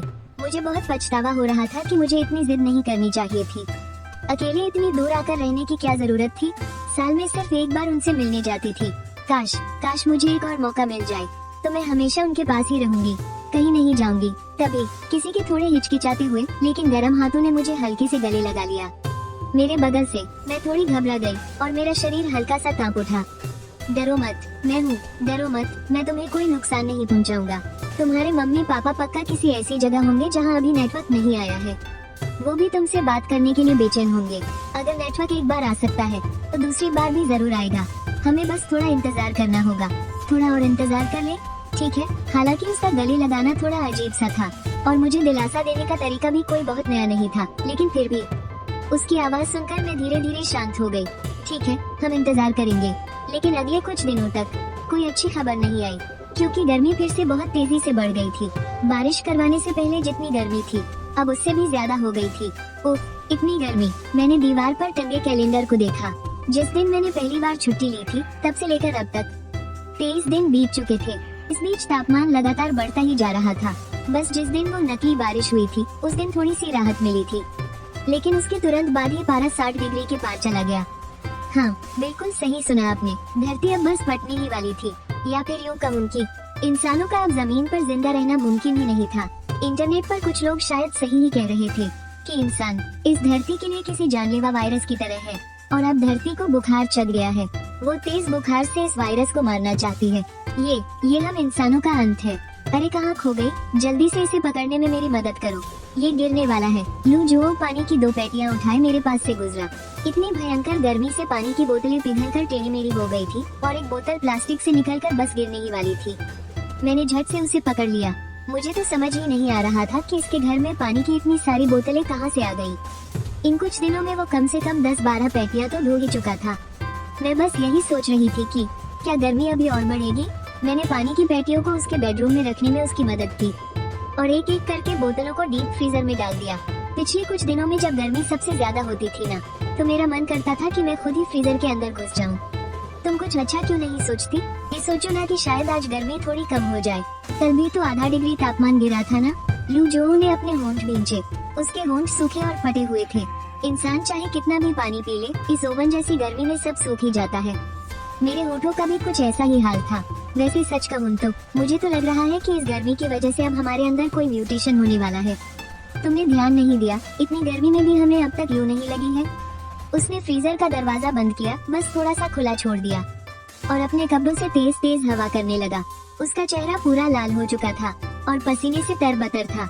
मुझे एक बात समझ आई कि ये लड़का सच में बहुत ही शरीफ है। बस उस दिन को छोड़कर जब बारिश में हम नहा रहे थे, जब तक मैं यहाँ होती हूँ, इसे चाहे कितनी भी गर्मी क्यों न लग रही हो, ये कभी अपनी शर्ट नहीं उतारता। अरे मेरे अंदर तो लू लगने वाले जीन ही नहीं है। बचपन में 40 डिग्री की गर्मी में भी मैं अपनी माँ के साथ खेतों में काम किया करती थी। मैंने अपने हाथ फैलाते हुए कहा। ये सुनकर लू जो हंसते हुए मेरी तरफ मुड़ा, बिल्कुल किसी बुद्धू की तरह मुस्कुरा रहा था। अच्छा, तुम इसे लू लगने वाला जीन कहती हो? क्या इत्तेफाक है, मेरे खानदान में भी पिछले 3 पुश्तों से किसी को लू नहीं लगी है। मैं इतना बड़ा हो गया, लेकिन आज तक कभी हीट स्ट्रोक नहीं हुआ मुझे। मेरा सबसे बड़ा रिकॉर्ड 39 डिग्री की चिलचिलाती धूप में बास्केटबॉल खेलना है, जहां मैंने 3 विरोधियों और अपने 2 साथियों की ऐसी हालत कर दी थी कि उन्हें लू लगने की वजह से अस्पताल में भर्ती होना पड़ा। और हाँ, मैं ही वो इंसान था जिसने उनके लिए एम्बुलेंस बुलाई थी। वाह, क्या बात है, एकदम गजब। चलो चीयर्स। मैंने एक ड्रिंक की बोतल बाहर निकाली और एक बोतल उसे भी थमा दी। अब हमारे पास ज्यादा ड्रिंक्स नहीं बची थी। हर एक घूंट के साथ बोतलें कम हो रही थी, लेकिन यार जिंदगी तो जीनी ही पड़ेगी ना। लू जो ने उसे ले लिया। हमने बड़ी खुशी खुशी एक साथ बोतलों के ढक्कन खोले। मैंने एक बड़ा सा घूंट लिया। क्या सुकून था। उसने एक गहरी आह भरी और उसी झोंके में जमीन पर लेट गया। ड्रिंक्स पूरी रात फ्रीजर में रखी थी, तो जाहिर है सुकून तो मिलना ही था। इस भयंकर गर्मी में हमें खुद को ठंडा रखने के लिए फ्रीजर की ठंडी हवा की जरूरत थी, पर उसे पूरी तरह से बंद नहीं किया जा सकता था, और ऊपर से बिजली भी कम थी। फ्रीजर की बर्फ तो बहुत पहले ही पिघल चुकी थी। अब उसका तापमान बस किसी नॉर्मल फ्रिज के हिस्से जितना ही था। सिर्फ रात में ही ये थोड़ा बहुत ठंडा हो पाता है। अगर अभी नहीं पिया तो थोड़ी देर में इसकी ठंडक भी उड़ जाएगी। मैं भी उसकी तरह जमीन पर लेट गई और छत पर लगे उस झूमर को देखने लगी। तबाही आने से ठीक पहले ही मैंने ये नया झूमर लगवाया था। ये अभी भी एकदम नया है, बस थोड़ी सी रोशनी की जरूरत है और ये जगमगा उठेगा। अचानक मुझे लगा जैसे वो झूमर कुछ बार हिला। शायद मेरा वहम था। मैंने अपनी आंखें मली, लेकिन देखा कि झूमर तो और भी जोर से हिलने लगा था। भूकंप। लू जोर झटके से उठा। उसने मेरा एक हाथ पकड़ा और मुझे जमीन से लगभग घसीटते हुए जोर से बेडरूम के बगल वाले बाथरूम में धकेल दिया। वो खुद भी अंदर घुसा और घबराहट में इधर उधर देखने लगा। फ्लश काम न करने की वजह से बाथरूम के अंदर से बहुत भयानक बदबू आ रही थी, लेकिन वो बदबू उस भूकंप के खौफ के सामने कुछ भी नहीं थी। ये भूकंप बिना किसी चेतावनी के आया था और बहुत तेज था। मैंने सुना था कि लंबे सूखे के बाद धरती डोलने लगती है। पहले तो इंटरनेट पर बस इसके बारे में थोड़ी बहुत बातें पढ़ी थी, कभी ध्यान ही नहीं दिया। इतने दिनों की भयंकर गर्मी ने हमारा दिमाग ऐसे भून दिया था कि हमें ये सब याद ही नहीं रहा। हम बिल्कुल तैयार नहीं थे। पूरी बिल्डिंग झुक रही थी, फिर सीधी होती और फिर से झुकने लगती। उसके बाद वो ऊपर नीचे ऐसे कांपने लगी जैसे जमीन के नीचे से कोई बहुत बड़ा सांप गुजर रहा हो। मैं चीख पड़ी और मेरे सामने जो एक इकलौता इंसान था, मैंने उसे कसकर गले लगा लिया। लू जो मुझसे काफी लंबा था, उसने झुककर मुझे अपनी बाहों में कसकर छुपा लिया। उस भूकंप में वो मुझे संभाले हुए इधर उधर लड़खड़ाता रहा। हम बार बार दीवार से टकरा रहे थे और तो और मैं बाथटब में गिरते गिरते बची।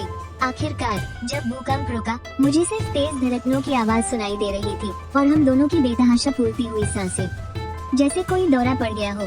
गनीमत है बिल्डिंग गिरी नहीं। बाथरूम का दरवाजा एक तरफ लटक गया था। मैं धड़ाम से जमीन पर बैठ गई। लू जो दीवार का सहारा लेते हुए बाहर निकला और गुस्से में एक भद्दी सी गाली बकी। बर्बादी आखिर कहते किसे है? इस भूकंप ने हमारे जीने का इकलौता सहारा, हमारे सोलर पैनल्स को चकनाचूर कर दिया था। अब उन्हें ठीक नहीं किया जा सकता था क्योंकि 2/3 पैनल्स टूट चुके थे और इलेक्ट्रिक बॉक्स में आग लग गई थी।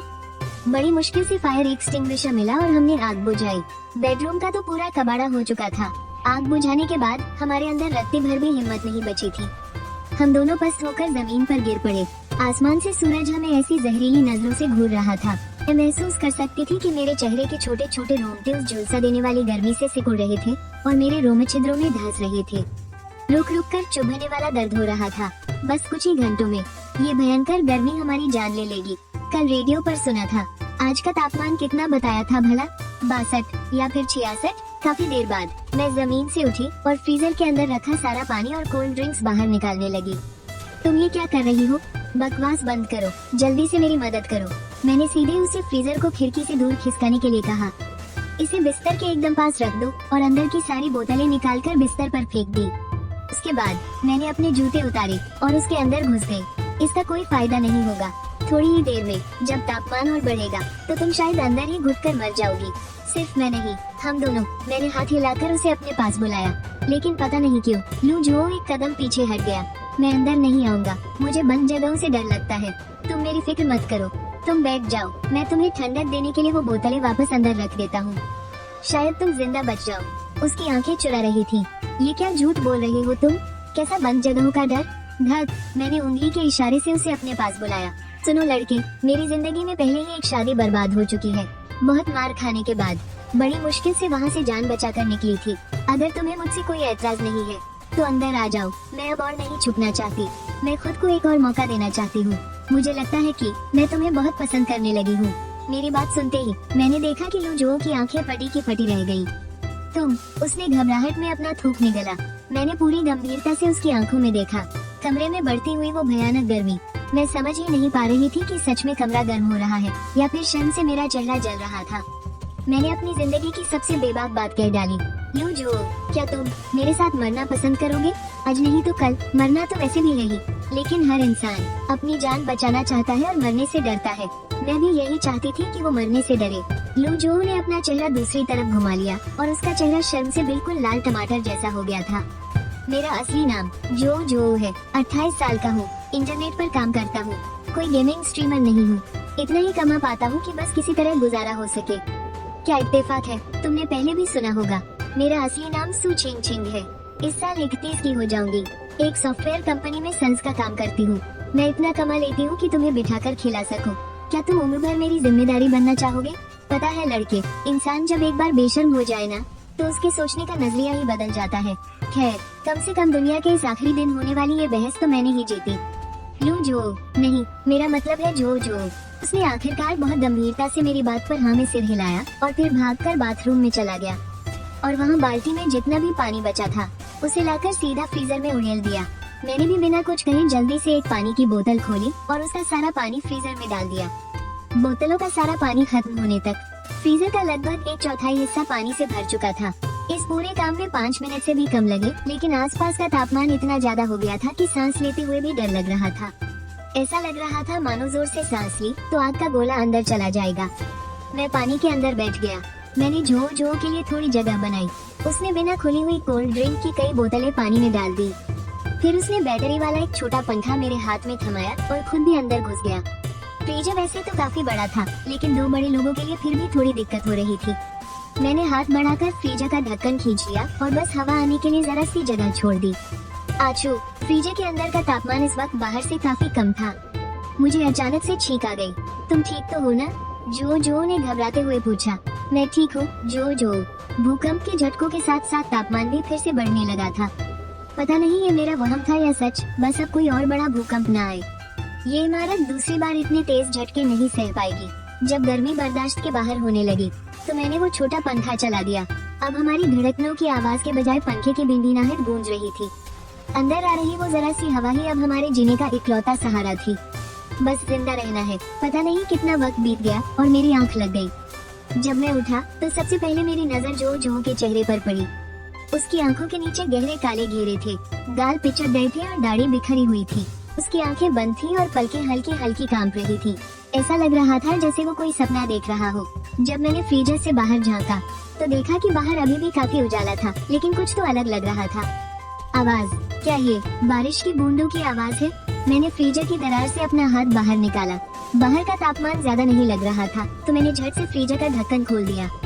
मैंने सिर बाहर निकाला तो देखा कि टूटे हुए शीशे पर जोर जोर से बारिश की बूंदें गिर रही थी। बाहर आसमान बिल्कुल सलेटी हो चुका था और ऊपर से बारिश की बड़ी बड़ी बूंदें गिर रही थी।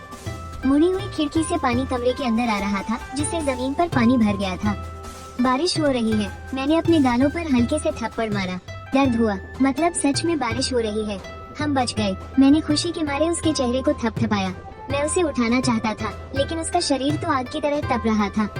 जो तुम मुझे डराओ मत। मैंने उसका माथा छुआ और झटपट फ्रीजर से बाहर निकल आया। बारिश हो रही है। हाँ, बारिश हो रही है। तुम्हें तो बहुत तेज बुखार है, जल्दी बाहर आओ। बड़ी मुश्किल से मैं उसे खींचकर बिस्तर तक ले गया। मैंने जल्दी से एक कंबल से उसका शरीर सुखाया, उसकी शर्ट उतारी और उसे एक सूखे कंबल में लपेट दिया।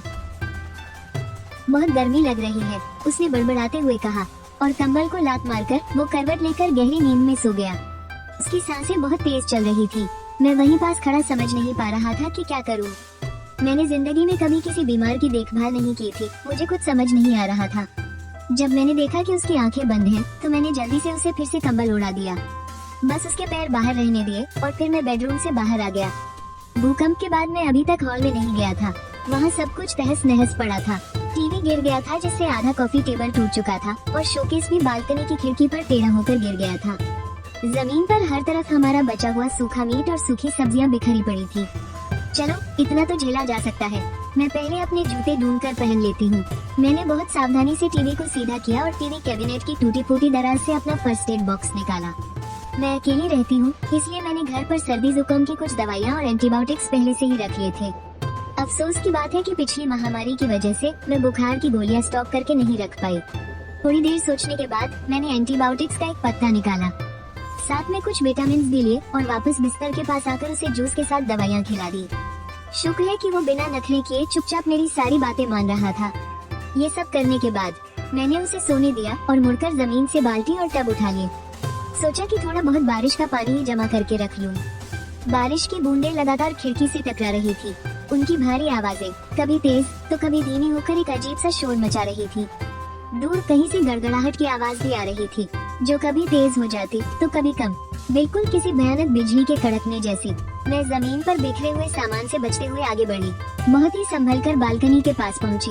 जैसे ही मैंने बाल्टी और टब नीचे रखना चाहा, मेरी नजर दूर के नजारे पर पड़ी और मेरी आंखें पटी की पटी रह गयी।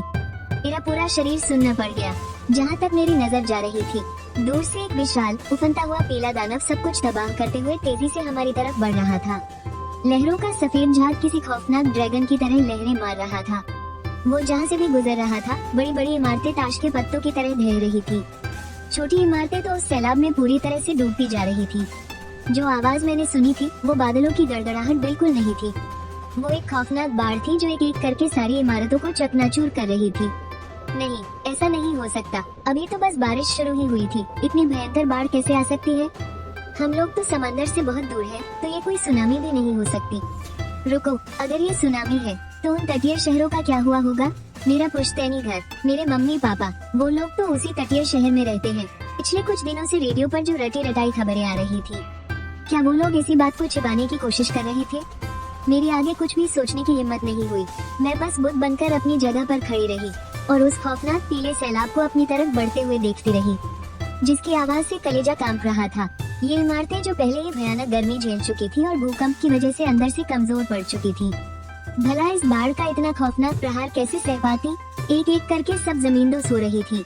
इक्का दुक्का इमारतें ही किसी तरह टिकी हुई थी, लेकिन वो भी हवा और पानी के थपेड़ों से बुरी तरह हिल रही थी। उनका गिरना भी अब बस कुछ ही पलों की बात थी।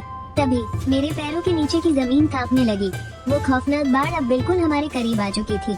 मेरे पैरों से जैसे जान ही निकल गई। मैं जमीन पर गिरते गिरते बची। मैंने किसी तरह खुद को संभाला और लड़खड़ाते हुए बेडरूम में वापस आई। जोजो अभी भी गहरी नींद में था, जैसे उसे बाहर मची इस तबाही की कोई भनक ही ना हो। सच कहूँ तो मुझे उस पल उससे जलन हो रही थी। मैं झटपट बिस्तर पर चढ़ी और रजाई के अंदर घुस गई और डर के मारे उसे कसकर गले से लगा लिया। धड़ाम, एक कान फाड़ देने वाले धमाके की आवाज आई। ऐसा लगा जैसे दो बड़े ट्रक आपस में टकरा गए हों। पूरी इमारत बहुत जोर से हिलने लगी और बची खुची खिड़कियों के शीशे एक ही पल में चकनाचूर हो गए। छत से भारी झूमर सीधे हमारे ऊपर आ गिरा और उसके टुकड़े पूरी रजाई पर बिखर गए। दीवार और अलमारी के बीच से रोंगटे खड़े कर देने वाली चरमराहट की आवाज आई और हमारा पूरा बिस्तर हवा में उछलकर पलट गया। मुझे लगा जैसे मैं हवा में उड़कर किसी भारी चीज से टकराई हूँ, लेकिन तभी किसी ने मेरा हाथ जोर से खींचा। मैंने आंखें खोली तो देखा कि जोजो ने मेरी कलाई को मजबूती से पकड़ रखा था। उसके चेहरे पर खौफ था, उसके होंठ हिल रहे थे, लेकिन उस भयानक शोर में मुझे उसकी एक भी आवाज सुनाई नहीं दी। और फिर एक तेज धमाका हुआ और मैं बेहोश हो गई। शायद ये बस एक पल की बात थी। मेरे नीचे अभी भी सब कांप रहा था और मेरी आंख खुल गई। इमारत अभी पूरी तरह गिरी नहीं थी, बस बाहरी दीवार गायब थी। हमारे शरीर एक कंबल में लिपटे हुए थे। जो का एक हाथ मेरे गले में लिपटा था और दूसरा कंबल के अंदर था। मेरे दोनों हाथ नीचे दबे हुए थे। मैं बिल्कुल हिल नहीं पा रही थी। एक उल्टा हुआ फ्रिज हमारे ऊपर गिरा हुआ था, जिसकी वजह से हम एक दूसरे से बिल्कुल चिपक गए थे। उसकी आंखों में देखकर मैं समझ सकती थी कि हम दोनों की हालत इस वक्त कितनी खराब लग रही होगी। पता नहीं ये बारिश का पानी था या वो पानी जो पहले फ्रिज में भर गया था। इसने हमें धीरे धीरे पूरा भिगो दिया था। मेरी जांघों पर कुछ ठंडा सा महसूस हो रहा था। मैंने सिर झुकाकर देखना चाहा, तभी उसने मेरी ठुड्डी पकड़कर मुझे चूमा। हमें जिंदा रहना है, सूचिंग चिंग। इस अचानक हुए चुंबन ने मुझे सन कर दिया। हम दोनों को जिंदा रहना है। मुझे अभी तुम्हारे साथ तुम्हारे माता पिता से मिलने जाना है, तुमसे शादी करनी है। उसने मुझे फिर से चूमा और अपना सिर मेरी गर्दन में छुपा लिया। जो क्या तुम उठ सकते हो?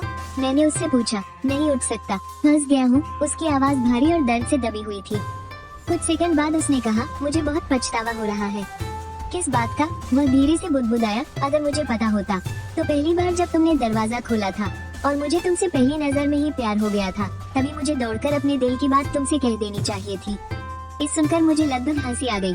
मेरा शरीर हिला, जिससे मेरी छाती में अजीब सी घुटन होने लगी, जिससे मुझे बहुत दर्द हुआ। मेरे छोटे आशिक, अगर तुम उस वक्त मुझे प्रपोज करते ना, तो मैं अगले ही दिन वहाँ से कमरा खाली करके चली जाती तो अच्छा ही था। शायद तुम जिंदा बच जाती। उसने झट से कहा। मैं कुछ पल के लिए शांत रही और अपने हाथों को हिलाने की कोशिश की। एक भयानक दर्द उठा। कमरे में पानी लगातार बढ़ता ही जा रहा था। बाहर का पानी आखिरकार अंदर आ ही गया था और अब मेरे माथे के ठीक नीचे तक पहुंच चुका था। तुम हिलना मत, मैं रेंगकर बाहर निकलने की कोशिश करती हूँ, मैंने कहा।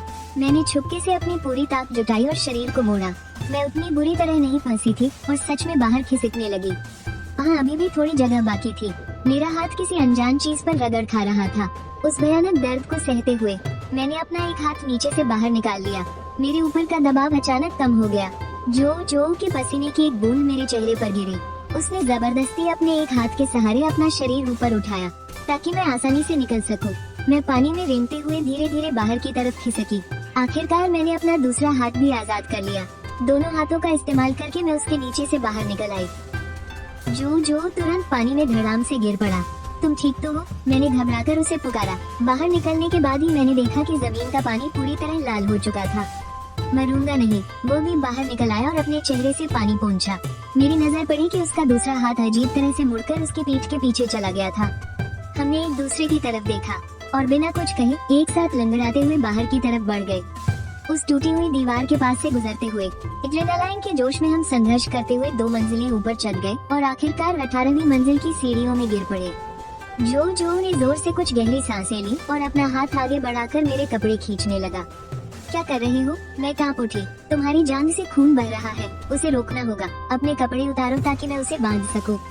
मैंने कुछ पल सोचा, अपने जूतों के फीते खोले और उन्हें घाव से कुछ सेंटीमीटर ऊपर कसकर बांध दिया। खून अभी भी बह रहा था, लेकिन अब थोड़ा कम हो गया था। शायद इसलिए क्योंकि शरीर का खून लगभग सूख चुका था। खून बहने की वजह से मुझे चक्कर आने लगे और शरीर ठंडा पड़ने लगा। छोड़ो यार, मुझे बस वहाँ से नीचे कूद जाने दो। इससे पहले कि मेरी सारी ताकत खत्म हो जाए, मैंने सीढ़ियों की उस खिड़की की तरफ इशारा किया जिसका फ्रेम तक गायब हो चुका था। अब वो किसी खौफनाक सुरंग की तरह लग रही थी, जहाँ से लगातार हवा की सनसनाने की आवाज आ रही थी। जो उठा, लंगड़ाते हुए उस खिड़की के पास गया और बाहर की तरफ देखकर रोने लगा। रो क्यों रहे हो? हम अब तक टिके रहे, यही बहुत है। हमने कई लोगों से ज्यादा लंबी जिंदगी जी ली। मैंने मजाक में उसे ताना मारा। उसने अपना सिर मोड़ा, चेहरे के आंसू पोंछे। जान, इधर आओ और साक्षात भगवान को देखो। मैं तो नास्तिक हूँ, मैंने बहुत ही कमजोर आवाज में कहा। नहीं, तुम्हें आना ही पड़ेगा, ये बहुत ही खूबसूरत है। जो उछलता हुआ मेरे पास आया और मुझे जबरदस्ती जमीन से उठाने लगा। मुझे डर था कि कहीं मैं उसे भी न गिरा दूं, इसलिए मैंने पूरी ताकत लगाकर उठने की कोशिश की। हम दोनों बीमार और कमजोर लोग हाँफते हुए एक दूसरे का सहारा बन रहे थे। मैं दीवार के सहारे टिक गया और ठंडी हवा मेरे गीले बालों को सहलाने लगी। मैंने अपनी नजरें उठाई और बाहर देखने लगा, ये सोचकर कि शायद मुझे भी वही सब दिखाई दे जो उसे दिख रहा था। अचानक मेरी आंखें फटी की फटी रह गई, मेरी आंखें नम हो गई और मेरे आंसू छलक पड़े। मैंने नीले और भूरे रंग का एक बड़ा जहाज देखा और साथ ही लहरों को चीरती हुई एक छोटी सी काली नाव भी देखी।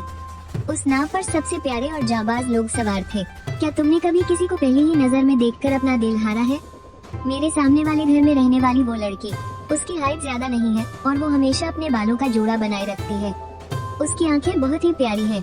जब हाउसिंग सोसाइटी का लड़का जियाओचिन हम सबको नोटिस देने आया था, तो पहली ही नजर में मुझे उस पर प्यार आ गया था। पर अफसोस, मुझ जैसे डरपोक की उसे मुड़कर दोबारा देखने की हिम्मत ही नहीं हुई। चेन की बात सुनते ही मैंने झट से अपना दरवाजा बंद कर लिया, लेकिन दरवाजा बंद करते ही मुझे पछतावा होने लगा। क्या मेरा ऐसे करना थोड़ा अजीब और बदतमीजी भरा नहीं था?